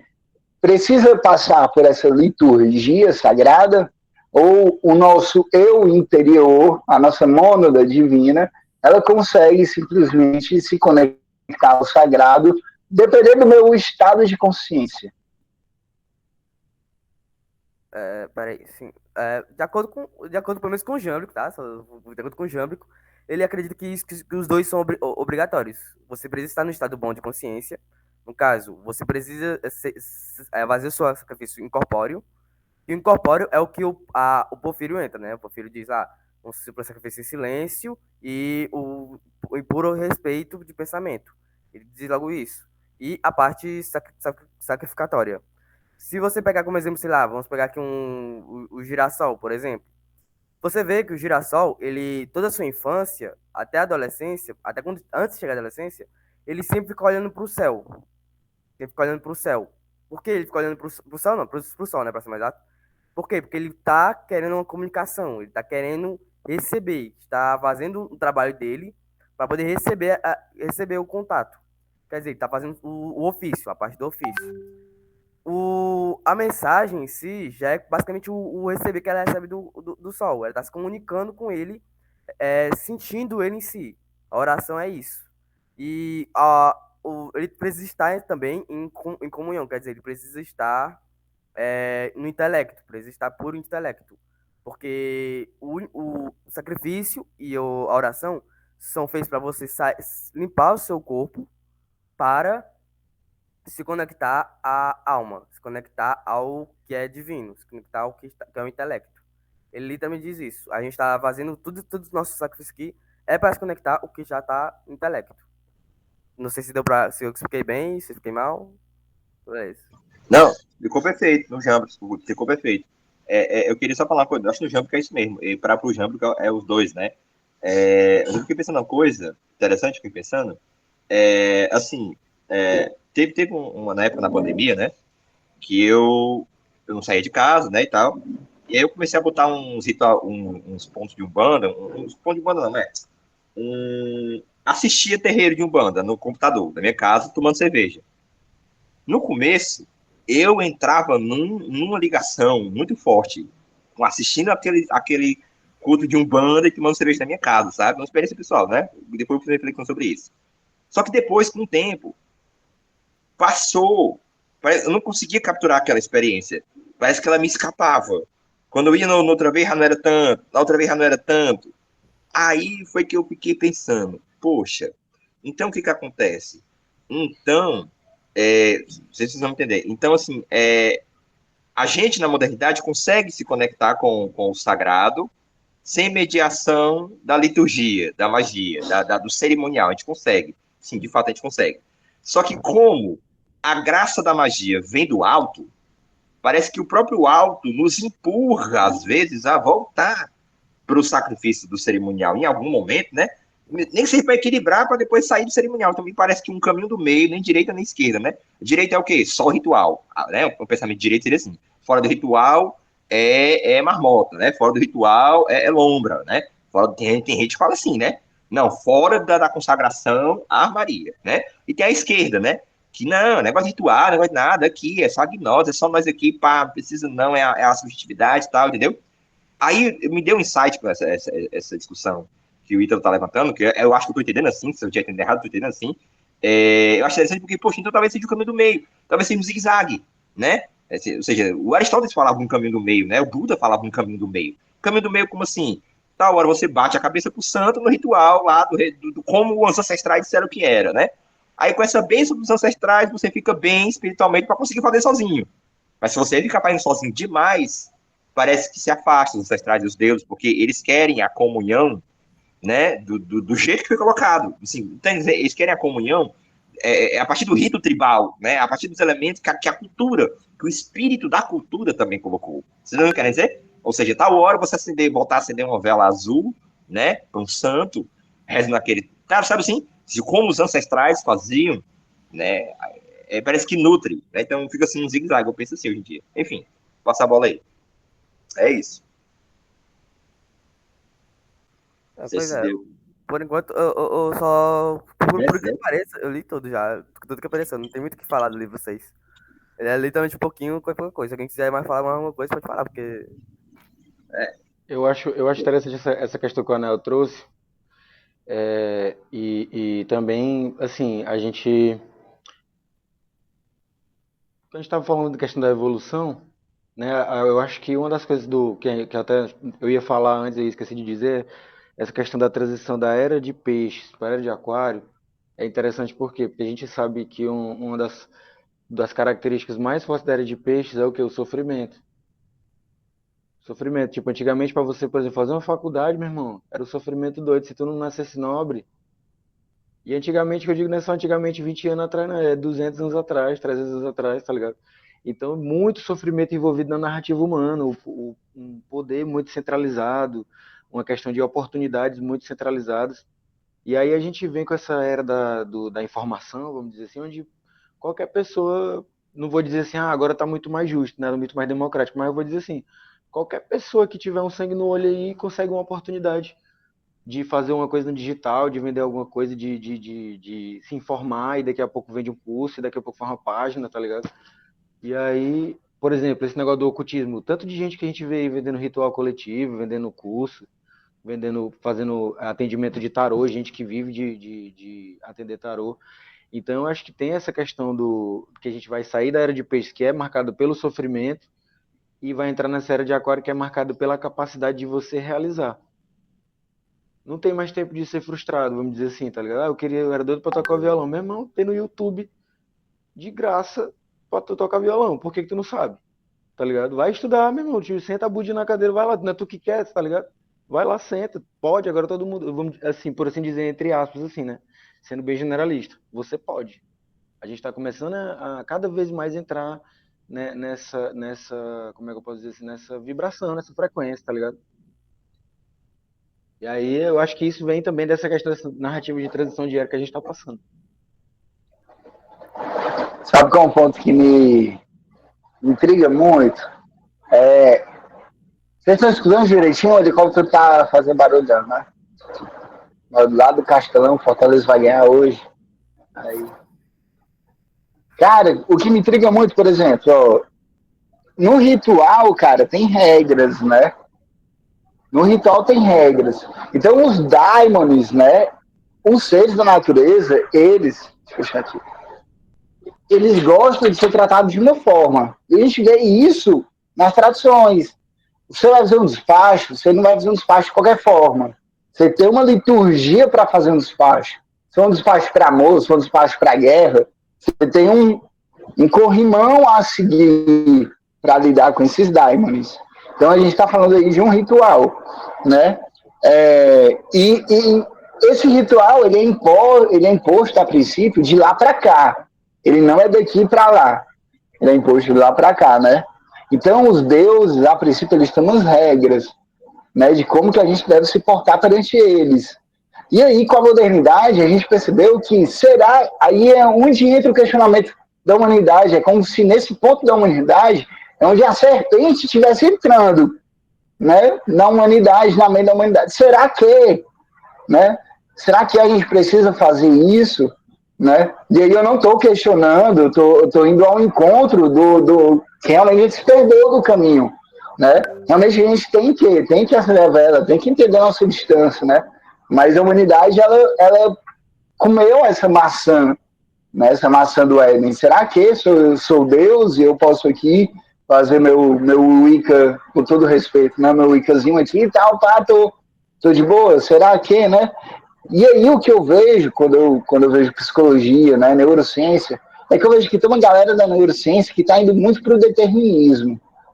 E aqui é onde eu encerro aqui minha fala, que o determinismo, cara, olhando a mitologia hebraica, olhando a mitologia grega, olhando várias mitologias, o determinismo ele parece ser uma fonte muito boa para aliviar sua alma, aliviar sua psique, né, e te levar para um caminho junto com o sagrado, justamente o determinismo, né? É uma visão minha, eu queria que vocês comentassem um pouco sobre.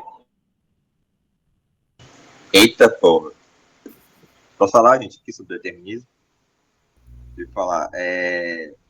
Assim, quando a neurociência, né? Quando a neurociência, ela olha o neurônio, né? Olha o nosso corpo, e ela tenta mostrar que não há liberdade, né? Que, no fundo, o nosso comportamento, ele é pré-determinado, né? Por fatores bioquímicos e biofísicos, né? estão, de certa maneira, determinando o comportamento, eu me lembro de uma fala do Kant, né, que mostra que, na verdade, o que a neurociência está chamando de consciência não é bem o que a filosofia está chamando de consciência, né? Então, por exemplo, o que o Kant diz? O Kant dá um exemplo muito, muito simples e muito interessante. Eu acho que ilumina essa questão da neurociência. Ele diz o seguinte, ó, eu vou me levantar da cadeira, certo? Eu vou me levantar dessa cadeira. Para mim me levantar dessa cadeira, a gravidade foi a condição, né? Ou seja, sem a gravidade, a tal ponto, eu não conseguiria me levantar. Então, a gravidade permitiu eu me levantar. Foi a condição. Mas ela não foi o fundamento. Por quê? Porque eu me levantei porque eu quis. Né? Ou seja, a gravidade permitiu, mas ela não é o fundamento da minha ação. O fundamento da minha ação foi uma vontade radical, né? Que não estaria, a princípio, determinada por nenhum princípio bioquímico, biofísico. Aí você vai dizer assim, tá, mas hoje em dia nós descobrimos, né? Hoje em dia nós descobrimos que essa vontade pura, ela é moldada por elementos químicos físicos. Aí que tá. Esse é o ponto interessante da gente pensar. Porque é o seguinte, o que a nossa racionalidade diz, né? O que a nossa racionalidade diz? A nossa racionalidade, porque a ciência é uma coisa do entendimento, né? Conceito, análise, a ciência ela é analítica, ela decompõe para entender. Mas a razão, ela olha a síntese do todo, né? Então, o que a nossa razão diz? A nossa razão diz o seguinte, olha, se todo comportamento tem um elemento natural que o determina, então liberte as prisões. Solte todos os presos. Todas as cadeias devem ser abertas agora. Por quê? Porque ninguém seria responsável pela sua ação, já que é o determinismo. Né? Ou seja, o determinismo, ele não só problematiza a liberdade, mas ele problematiza a possibilidade da gente julgar uns aos outros em sociedade. Né? Aí o que os filósofos diriam? Diriam o seguinte, olha, se essa ideia do determinismo causa um prejuízo, né, para a possibilidade do ser humano ser responsável pelas suas ações, então isso seria, vamos dizer assim, isso seria um sinal de que tem alguma coisa errada com essa ideia de determinismo. Ou seja, eu não estou provando que não existe determinismo, né? Mas eu consigo falar o quê? Eu consigo mostrar que essa ideia causa um problema muito grave. Qual o problema grave? Se o que reina é o determinismo, então qualquer assassino e qualquer pessoa que cometeu a pior atrocidade, ela não foi culpada. Ela foi determinada. Há uma força que pensou por ela. Há uma força que determinou por ela. Então, onde fica a liberdade humana? Né? Então, assim, essa consciência de que tudo é determinado por um destino é a consciência mitológica. Né? No mito é assim. No mito, o que existe é o destino traçado e você não pode fazer nada. Tanto que o oráculo é para conhecer o destino, não era para se autoconhecer. É para dizer, olha, vai acontecer isso aqui e não tem o que você fazer. Né? A existência é trágica. Né? E aí, voltando para a neurociência, o que eu penso dessa questão aí? Olha, a neurociência, ela pode encontrar, né, vamos dizer assim, quais são as motivações bioquímicas que me levaram, por exemplo, a sentir atração por tal pessoa, por exemplo. Né, eu senti atração por tal pessoa. Foram coisas bioquímicas, né, que me fizeram sentir atração por tal pessoa. Agora, o significado dessa atração, o sentido, o problema do sentido é irredutível a um processo neuroquímico. Entende? Ou seja, o problema da consciência, ou seja, o problema do sentido, que sentido eu vou dar para essa atração? Eu vou seguir esse impulso? Eu vou para o outro lado? Né? Então, o oráculo e o determinismo têm uma relação muito íntima, pelo menos no pensamento mitológico. Né? No pensamento mitológico está intrinsecamente relacionado oráculo e destino, e determinismo, exatamente. O oráculo deixa de ser determinista, né? Jamais na teologia, que é o paganismo mais intelectualizado, onde o oráculo serve para saber a vontade dos deuses em relação à sua vida. Aí já começa a ser menos determinista, né? Já não é o que vai acontecer, é o que os deuses querem que você faça, né? Então, para nós, hoje em dia, o oráculo é o quê? É o ponto de vista do divino sobre a criatura. Ou seja, como é olhar de cima para baixo. A gente não tem esse ângulo. O oráculo te mostra esse ângulo. Ou seja, o oráculo te empresta o óculo dos deuses para tu ver como o divino está enxergando a tua vida. A galera não entende isso. Não entende isso. Essa função do oráculo nesse sentido. Jamais ali na Grécia, mais tardia. Né? Então, o que acontece? Então, assim, procurar a chave bioquímica do comportamento ainda não vai falar sobre o sentido da ação. Entende? Assim, por exemplo, eu e o Ítalo presenciamos um acidente. né? Vai ser as mesmas reações bioquímicas que vai despertar em mim e nele? Provavelmente sim, porque nós somos seres humanos, né? Nós temos 2 olhos, características iguais, como ser humano, eu respiro, ele respira, eu tenho células, ele tem células. Então, mais ou menos, a reação bioquímica do meu cérebro e do dele vai ser a mesma, mas o sentido desse acidente vai ser completamente diferente para mim e para ele. O significado daquilo vai ser alguma coisa que é irredutível aos átomos, né? Então, o que acontece? Eu acho, sim, que o determinismo é real, do ponto de vista do absoluto. Entende? Ou seja, do ponto de vista do absoluto, não pode haver livre-arbítrio.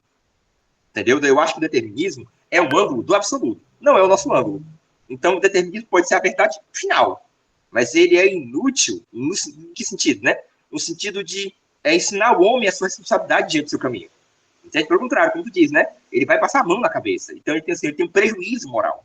O determinismo causa um prejuízo moral, porque não é o ponto de vista do homem. E o que nos interessa, eu acho, né, enquanto criaturas, não é o ponto de vista absoluto, né? É o nosso ponto de vista, que é aquilo que nós temos que lidar, afinal de contas, né? Só tem esse ponto de vista, né? Então, assim, por isso que a galera pensa que os filósofos antigos estavam querendo entender o absoluto. Não, gente, esse negócio de entender o absoluto é lá na modernidade. Porque os filósofos antigos não estavam querendo entender o absoluto. Eles estavam querendo entender o seguinte: como o absoluto tem que ser pensado para que essa experiência humana da transcendência seja explicada.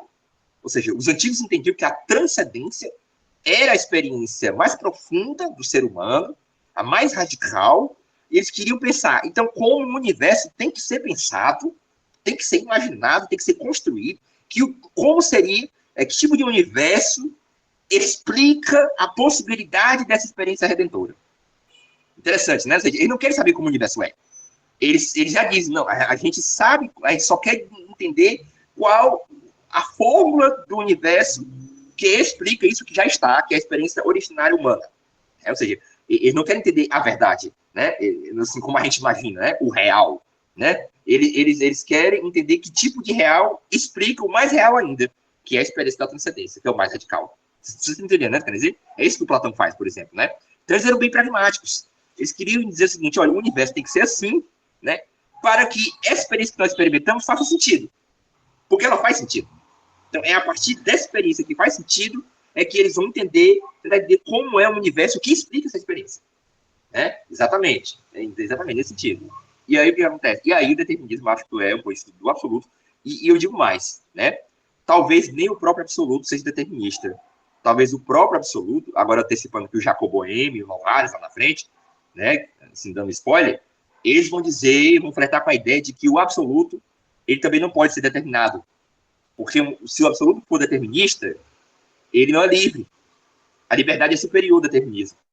Né? Ou seja, só o absoluto, absolutamente livre, né? Porque se ele fosse determinado, ele ainda estaria condicionado a alguma coisa.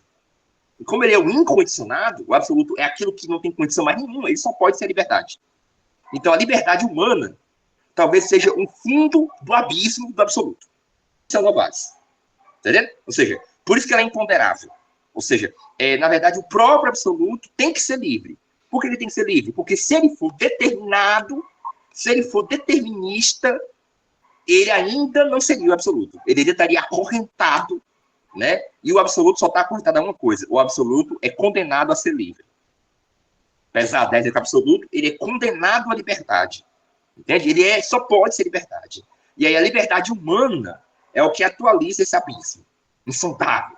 É por isso que o mal é possível, né? Porque se houvesse determinismo, o próprio mal nem seria possível. Não estaria nem... Eu acho que se fosse determinista, nós não teríamos nem consciência de si, eu acho. Seria um fluxo. A gente seria um fluxo, a gente seria uns espantalhos falando. Vai, Ito, fala. A gente não teria nem consciência de nós mesmos. Entende? Quer dizer que uma pedra... Vai, entendo. Deixa eu fazer um advogado do diabo, rapidinho, né? O determinismo, do ponto de vista aí que você está falando, eu concordo 100%, do ponto de vista absoluto, show, ou até não, né?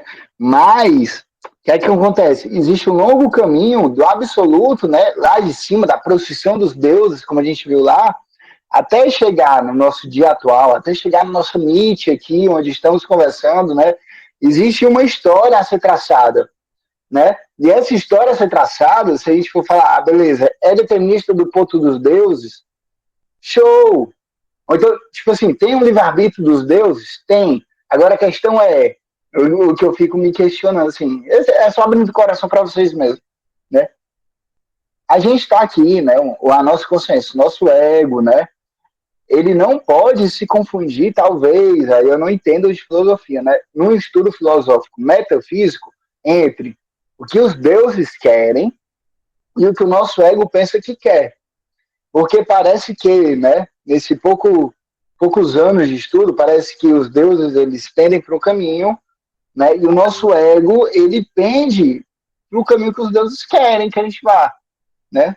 Então, por exemplo, se a gente está aqui, né, até que ponto teve o livre-arbítrio a gente estar aqui? Até que não foram os deuses para poder a gente estar aqui, né? Então, não sei se deu para compreender. Talvez o livre-arbítrio ele entre no campo metafísico, mas no campo de Malkuth, ali, de Malkuth, né? De Malkuth ali já veio todo determinado o código lá de cima.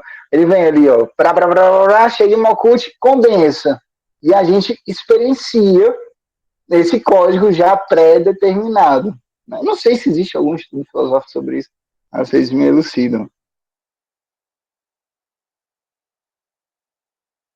Também não sei se deu para entender.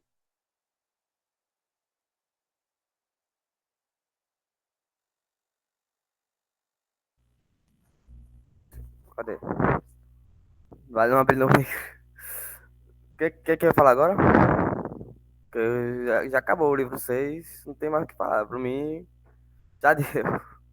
Eu queria só pedir, eu vou complementar aqui, tá? Só pedir desculpa aqui, porque tem muita coisa aqui que eu não compreendo com vocês, ok?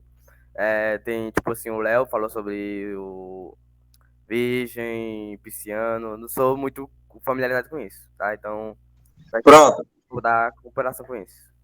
voltei. Pode continuar aí. Peraí, desculpa aí, Clécio. Não, tudo bem, desculpa eu ter interrompido rapidinho.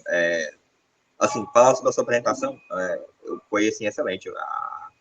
Foi muito boa, assim, a gente tá todo mundo realmente tentando entender Jump, né? Uns já tem mais uma leitura sobre o Jump, né? Aquela galera dos helenistas que nem estão aqui hoje, mas eles já têm umas, acho que faz rir da gente, da nossa loucura. E assim, tá ótimo, assim, eu achei assim, as minhas expectativas foram bastante superadas com a sua apresentação. Para mim, assim, foi você a gente percebe que você leu, a gente percebe que você organizou os argumentos, né? A gente percebe que você se contextualizou. Então, isso para mim, assim, olha, como professor, eu sou professor até hoje, né? De qualquer forma, tá show, tá perfeito, assim. Então, não tenho nem o que falar sobre a apresentação. Foi instigou, né, questões muito interessantes, né? E assim, essa questão do determinismo do livre-arbítrio, ela é uma grande discussão metafísica, né, que começa lá dos neoplatônicos, da ICIS, até hoje em dia, até o Schelling, né? Isso tem implicações até teológicas. Então, é um debate realmente aberto. Eu falo assim a favor do livre-arbítrio porque eu estou aqui no romantismo alemão, né? Mas eu reconheço que esse debate é aberto, assim, realmente não. Ninguém bateu o martelo, o que é, né? Mas uma reflexão interessante que eu acho sobre isso é como o Platão e o Aristóteles lidavam mais ou menos com essa. Eles não colocavam nesses termos, né? Determinismo e livre-arbítrio. Isso é colocado um pouco depois. Mas o método, a questão do método, né? Como o Léo falou hoje, a questão do método é interessante, lembrou o método. Como é que o Platão, o Aristóteles, eles pensariam essa questão do determinismo com livre-arbítrio? Como é que eles pensariam isso? Eles pensariam o seguinte, foi como eu escrevi exatamente ali, ó. O determinismo não é pragmático. Por que não é pragmático? Porque não ajuda o processo de redenção do mal. E isso seria um sinal da sua falta de ser. Então, eles não conseguiriam destruir o determinismo apontando para o determinismo. Eles vão dizer, joga o determinismo na condição humana. O que ele gera? Ele gera a ideia de que eu não sou responsável pelo que eu faço. Se eu não tenho essa ideia que eu sou responsável pelo que eu faço, então eu não consigo evoluir, eu não consigo continuar o processo de redenção do mal. Opa! Então, para eles, quando dá errado na ética, é um sinal que a metafísica está errada. É isso que eu queria dizer. Entende? Quer dizer, ou seja, os antigos, eles corrigiam a metafísica, não pela especulação metafísica, porque é infinito. Né? Como é que eu vou saber se é determinismo ou liberdade? Eu nunca vou saber. Eles diziam, não, você tem como saber sim. Como? Olha o impacto dessa ideia metafísica na ética. Se na ética der problema, então é porque o problema está lá na metafísica, né? Eles faziam isso com os sofistas, por exemplo. Os sofistas diziam que a justiça é relativa, que não tinha justiça nenhuma. Cada lugar tinha o seu conceito de justiça, cada pessoa tinha o seu conceito de justiça. Aí foi o que o Platão disse, ora, se você coloca essa ideia de justiça privada na sociedade, você faz o caos social. Porque cada um pensa fazer justiça conforme que entende que é a justiça. Então, por Platão, por causa que causa o caos, é bem pragmático, né? Vou testar, deu merda. Se deu caos, se deu desorganização, se deu errado aqui, ou seja, se deu errado no efeito, então o problema está na causa. Então, eles olham para o efeito pragmático, para a experiência. Quando você aplica essa ideia, causa o quê? Desordem e caos. Então, para eles, isso é um sinal que retroage sobre a metafísica. Né? E o determinismo é uma ideia metafísica que, quando ele entra no campo ético, o indivíduo seria livre e a sociedade seria determinista. Assim, seria assim, o determinismo. Como é que eu sei? Tá aqui, é esse esquema.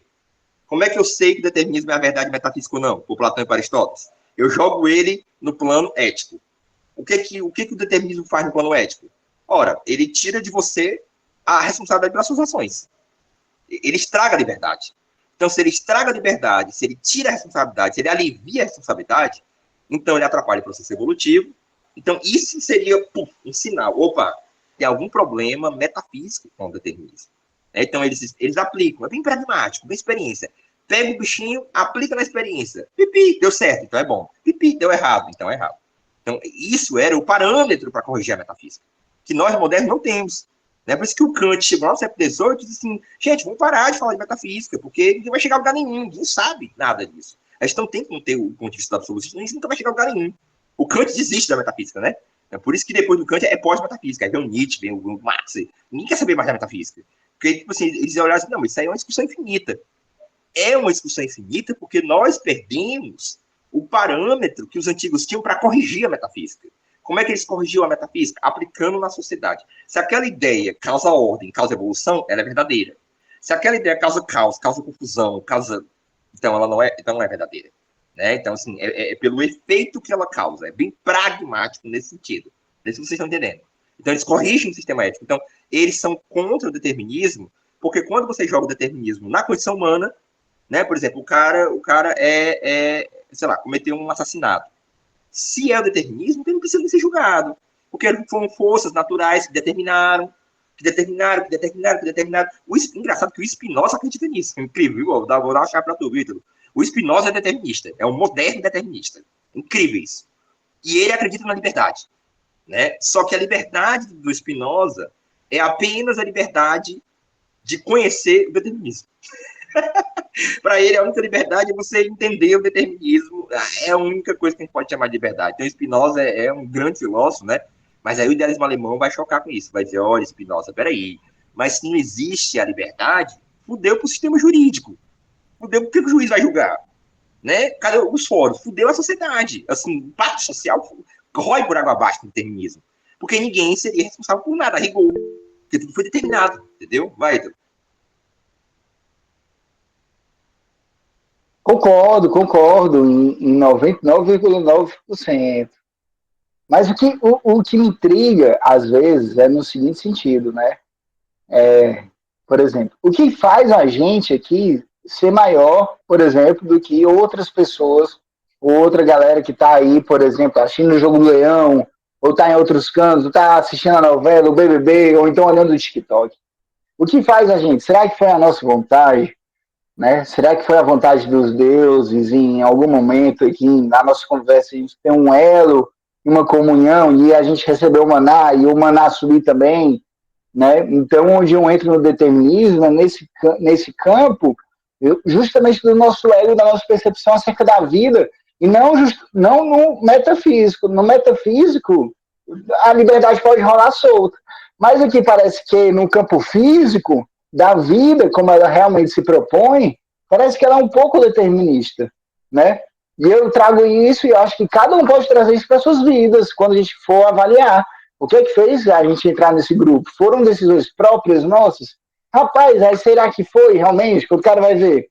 Eu tava lendo Nietzsche, parei de ler Nietzsche para ler Barry, aí eu tô lendo Barry, aí eu tô fazendo umas rezas. Aí eu vejo que foram alguns vídeos, e foi o Chay que tocou no assunto. Até que ponto eu estou no controle, até que ponto eu não estou no controle, e isso tem tudo a ver com ritual, né? Parece que está fugindo, mas não está fugindo, porque o ritual, ele é um momento onde, a princípio, os deuses eles mostraram para o ser humano de como fazer esse ritual para poder o ser humano entrar em contato com os deuses.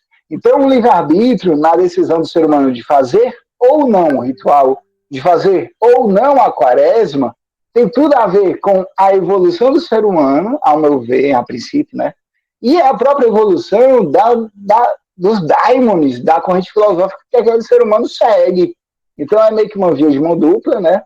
Mas eu vejo o determinismo ali, nessa vida prática, muito latente, entendeu? Interessante, a gente pode colocar essa discussão no grupo depois, qualquer coisa que é de verdade para vocês, mas é interessantíssimo. É um debate infindável, essa questão do Deus, né? Eu penso assim, né? Por exemplo, a Maria, por exemplo, ela foi convocada por Deus, né? Para ter o menino Jesus, mas ela teve que dizer sim, né? Então, por mais que esse sim de Maria, do ponto de vista absoluto, foi o puro determinismo, o que importa para nós é o ângulo do ser humano. E do ângulo do ser humano, a ideia da liberdade faz todo sentido. Né? Ou seja, a gente é inescapável a ideia da liberdade no ângulo humano, né? Do antigo, pois é, mais no moderno, né? Mais no moderno, a ideia da liberdade fica mais forte no moderno, mas já está no antigo de uma maneira do tempo cíclico, né? Porque no moderno é o tempo progressivo, no antigo era o tempo cíclico. Então, assim, o ser humano, né? Porque é interessante, né? Porque por que cabe ao ser humano a redenção do mal e não aos deuses, né, na consciência, né? Ou seja, por que os deuses precisam do assentimento humano, né? Ou seja, é contado assim na mitologia, né? Ou seja, Maria diz sim ao projeto de Deus, né? Então, o que acontece? Eu acho que, sabe o que eu estou pensando agora, a partir dessa conversa? Eu acho que talvez existem planos do ser que não dá para pensar nem determina, nem liberdade, né? E talvez no nosso plano de ser, né, é que o mundo pareça como determinista, né, pelo menos para a nossa época, talvez mecânico, científico, talvez seja histórico também, isso aí, né? Mas ao mesmo tempo a ideia da liberdade é tão radical que é impossível nós nos situarmos enquanto humanidade sem ela. E para mim isso seria uma prova da sua existência, de alguma forma, né? Se nós não podemos viver sem ela, ela deve ser real de alguma maneira, né? Ela deve ter vindo do fundo da natureza. Né? Ela não foi. Pois é, Deus escolhe alguém propenso a dizer sim, interessante, mas a pessoa teve que dizer o sim na história, né? Você entendeu o que quer dizer? Ou seja, esse sim que ela disse, foi Deus que disse por ela? Sim, foi Deus que disse por ela. Então é determinismo. Mas ao mesmo tempo foi ela que disse do ângulo de baixo para cima, né? É o ângulo. De cima para baixo foi Deus que disse sim para si mesmo. Determinismo. E de baixo para cima foi Maria que disse sim. Ou seja, ou seja, o ângulo é de baixo para cima. A tarefa pragmática. Né? Eu penso assim, sabe? Então, assim, essa especulação, né, do determinismo, ela atrapalha, vamos dizer assim, talvez, eu acho, né, que ela atrapalha o ângulo, ela falseia o ângulo, que é o ângulo do trabalho, não o ângulo da realidade, mas o ângulo do trabalho que a gente tem que fazer. O trabalho que a gente tem que fazer envolve a liberdade, não tem como tirar a ideia da liberdade fora do trabalho espiritual. Né? Entende assim? Claro que essa ideia é diluída na teologia, porque tal hora é a própria vontade dos deuses, mas aí é no estado de ênosis. É no estado de ênosis, e aí o Schelling vai falar isso aí, né? Na verdade, não existe determinismo, não existe liberdade. Na verdade, são só dois ângulos do mesmo processo. Né? Ou seja, o que há é algo anterior ao determinismo e à liberdade, que a gente não consegue nem imaginar, por isso que é o abismo. É o abismo, o Grund. Ou seja, a nossa mente não consegue imaginar o que seria, né? O que seria algo que nem é determinista e nem é livre-arbítrio, e é os dois ao mesmo tempo. Aí realmente é o abismo do ser, né? E, no entanto, é isso. O estado da teologia, no êxtase do místico, seja no daime, seja na oração, o que ocorre é isso, né? Ou seja, perde a importância desse debate da liberdade e do determinismo, né? Sabe? Porque é uma esfera do ser, já não faz mais sentido essa dualidade. Né? Eu penso assim. Enfim, é isso. Passo a bola para vocês, se já tiver falar alguma coisa aí, eu encerro por aqui. Não, total. E até coloca a nossa possibilidade de ser privilegiado aqui de uma forma ou de outra, né? De realmente colocar nossas orações, nossas preces em dias, né? Nossos rituais em dias, porque às vezes a gente se atrasa, a gente procrastina, né? Então, colocar isso realmente como um projeto ali de rotina para Hoje eu vou ter minha teologia, hoje eu vou ter minha oração, né? Vou ter minha ligação aí com o sagrado, sendo determinista ou sendo livre. Foda-se, né? A ligação está sendo feita. A gente encerra porque já dá 10 minutos já de novo. Show. Por mim, a gente continua no grupo, o debate. Show. Aí, Massa. Não, tá tendo alguma coisa assim no céu diferente. Eu tava vendo uns astrônomos falando que teve uma conjunção de uns planetas com os planetas. Tem, Júpiter e E eu Vênus. não Eu sei. tô por fora, mas eu deveria estar mais atento. Foi bom essa sua lembrança. Eu deveria estar atento, porque tá acontecendo umas paradas no céu mesmo, viu? Tá mesmo. Ah, Viu? Eu vou dar uma olhada para falar sobre isso. É a conjunção Júpiter, Vênus, Quirino em Ares. É, exatamente. Eita, e Plutão, não acredito não, cara. Plutão tá saindo de Capricórnio. Meu Deus do céu. Mas ele vai sair bem em 2026. Falta um ano e quanto tempo temos de Plutão? Depende do signo. Entendeu? Depende do signo. Mas é Depende uns do 20 signo. anos. É uns 20 anos. Entendeu? É, uns 20 anos. É, 20 anos, exatamente. Plutão. O Léo tá especialista no Plutão. Ele tá falando de Plutão direto nos grupos aí de tarô aí, tá vendo, né? E assim, tá acontecendo umas paradas no céu. Agora eu tô sentindo, gente, a força da Quaresma tá muito forte. Meu Deus do céu, cara. Eu não sei se é porque a gente começa a ter consciência do negócio, mas sempre foi forte, eu nunca prestei atenção, mas pra mim, eu tô até rezando mais. Por uma questão de prudência mesmo. Eu entendi o que é Quaresma. A Quaresma é você ficar no fio da navalha mesmo, negócio punk mesmo, assim. Caralho, né? Depois eu queria, num dia a gente discutir lá no grupo, a diferença da Quaresma judaica para cristã, né? Tem diferença, né? Da Páscoa, né? Ideia. Tem Pensar essa questão, que é interessante, né? Viu? Essa questão. Tem uma Saturno tem diferença. 3. E até porque depois da Quaresma, né, o que acontece? Tem uma outra festa muito importante, que é o recebimento da Torá. Porque a Quaresma saiu do povo do Egito, né? Ali, e tem o recebimento da Torá. Sim. Que é um outro momento que acontece num outro período aí. Muito interessante. Mas a Quaresma, cara, fantástico. Eu também tô curtindo, viu? Mas tá fazendo algum jejum, Anael? Não, né? Não, o que eu tô é rezando mais, tentando ter mais paciência. Eu tô bem no trabalho mesmo da Glória Intacta lá, da Rosa Cruz Áurea. Eu tô bem Rosa Cruz Áurea, né? Condutual, é pedindo desculpa, ser mais educadinha ali. E tá dando super certo. É incrível, né? Que é incrível, cara, gente. Eu preciso conversar uma coisa pra vocês. É incrível. A natureza espiritual gosta da prática das virtudes. É incrível. É incrível, é incrível. Sabe?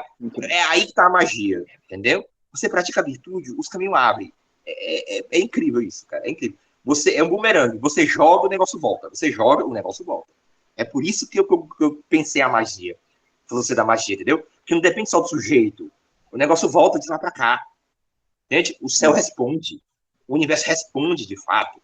Entendeu? E o universo só pode me responder se eu adentro um estado de gnose ou de compreensão da magia, do mago. A magia é isso. O que é a magia? É quando o universo te responde, pô. Né? Eu só posso imaginar um universo que me responde se eu penso no universo mágico.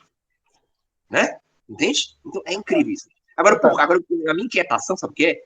A minha inquietação é por que a natureza e o universo gostam das virtudes? Por quê? Por que não gosta do pecado? Por que não gosta da esborra? Porque poderia gostar, né? Não, poderia ser assim, poderia não, mas não é, mas por que não é? Aí eu vim entender.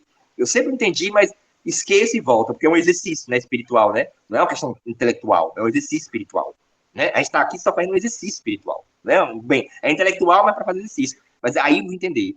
Existe a virtude, existe o vício. Quem determinou isso? O cosmos, a estrutura do universo. A estrutura de Deus, o homem e a natureza. A queda da integração que determinou isso. Então, o que determina a ética é uma cosmologia. Entende? É uma estrutura sobre o ser que explica por que a virtude é isso e acabou. Você pode morrer, espernear, a modernidade pode criar mil coisas, dizer que não é assim, o Aleister Crowley pode ir lá, botar o dedo na merda e botar na boca e dizer que é magia, que ele faz, ele comia merda, né? Sabe que o Crowley comia bosta, né? Ritual. Transgressão. Mas não é, entendeu? Sim. Então, assim, essa coisa de não. A virtude não é comer bosta. Entende? Por quê? Porque fezes é uma energia que está saindo, né? Então, tem toda a cosmologia do corpo, onde o ânus representa o sangue final, a Malkuth, né? Entende assim? E aí eu fico, poxa, então, assim, é trágico nesse sentido. A gente não escolheu, né? E eu me lembro de um deles, Levi, que ele diz assim, eu não inventei as altas ciências. Ele fala muito isso, Levi. Olha, desculpa, é assim, entendeu? Assim, a gente não tem muito o que fazer. A nossa condição criatural é muito frágil, determinada, dependente mesmo, né? Assim, fracote, pecadora mesmo, assim, né? Assim, a gente realmente por isso que a oração é o reconhecimento da finitude. Eu entendi, a oração, eu entendi assim, né? A oração, ela é virtuosa. Os padres da igreja, vamos dizer assim, que os padres da igreja são bruxos, viu? Outra coisa que tem que entender. A patrística é bruxaria cristã do começo ao fim, né? A patrística é bruxaria. É bruxaria pesada. Eu tenho certeza. Porque os caras fazem uma defesa, né? De que a oração, ela é uma virtude, porque ela mostra a questão da dependência, né? Então os caras vão dizer, olha, macho, a oração é macumba. Eles vão dizer para vocês lerem, a oração é magia, né? Porque elas são uma virtude. E realmente, eu não sei o que, gente. A natureza gosta das virtudes. E o que é a virtude? A obediência, a paciência. Esses que a gente pensa que são cristãos, né? A galera que não estuda, isso é cristianismo, né? Você é muito cristãozinho. Vai lá o Sócrates, o Platão, entra o cristianismo, ele fala a mesma coisa.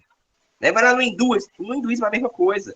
Né? Porque tem uma compreensão aqui no ocultismo, que na Golden Dawn, já no século XX, muito lunar, de relaxamento, né, de licenciamento moral, né, muito lunar, muito assim, não é isso não, e tal, tudo, mas você vê que não, mas sabe, solar mesmo, é o trabalho do sol mesmo, é incrível isso, né? A lua tá ali, mas a lua é outra coisa. Gente, eu vou fechar aqui a janela, tá chovendo aqui na minha casa, mas, enfim, a gente continua essa discussão no grupo, e isso é a minha fala por aqui, foi excelente, total excelente pra mim, perfeito, hoje foi um dos melhores apresentações que a gente teve até agora, assim, de instigação, de debate e tema também.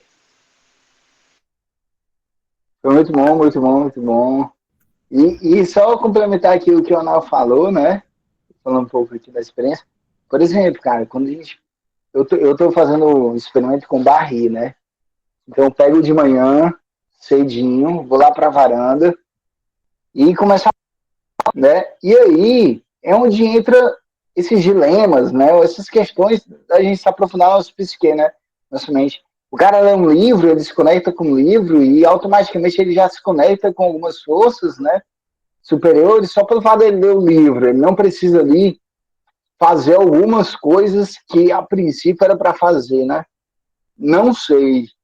Foi só um comentário aqui.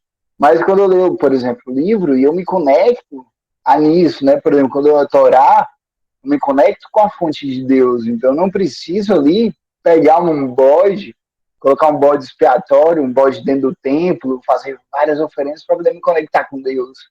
Né? Que a simples devoção de coração, seja numa Torá, seja uma Bíblia evangélica, né? Eu acho que isso ele gera essa faísca, né? Essa conexão com o sagrado, e isso é válido por si só, talvez.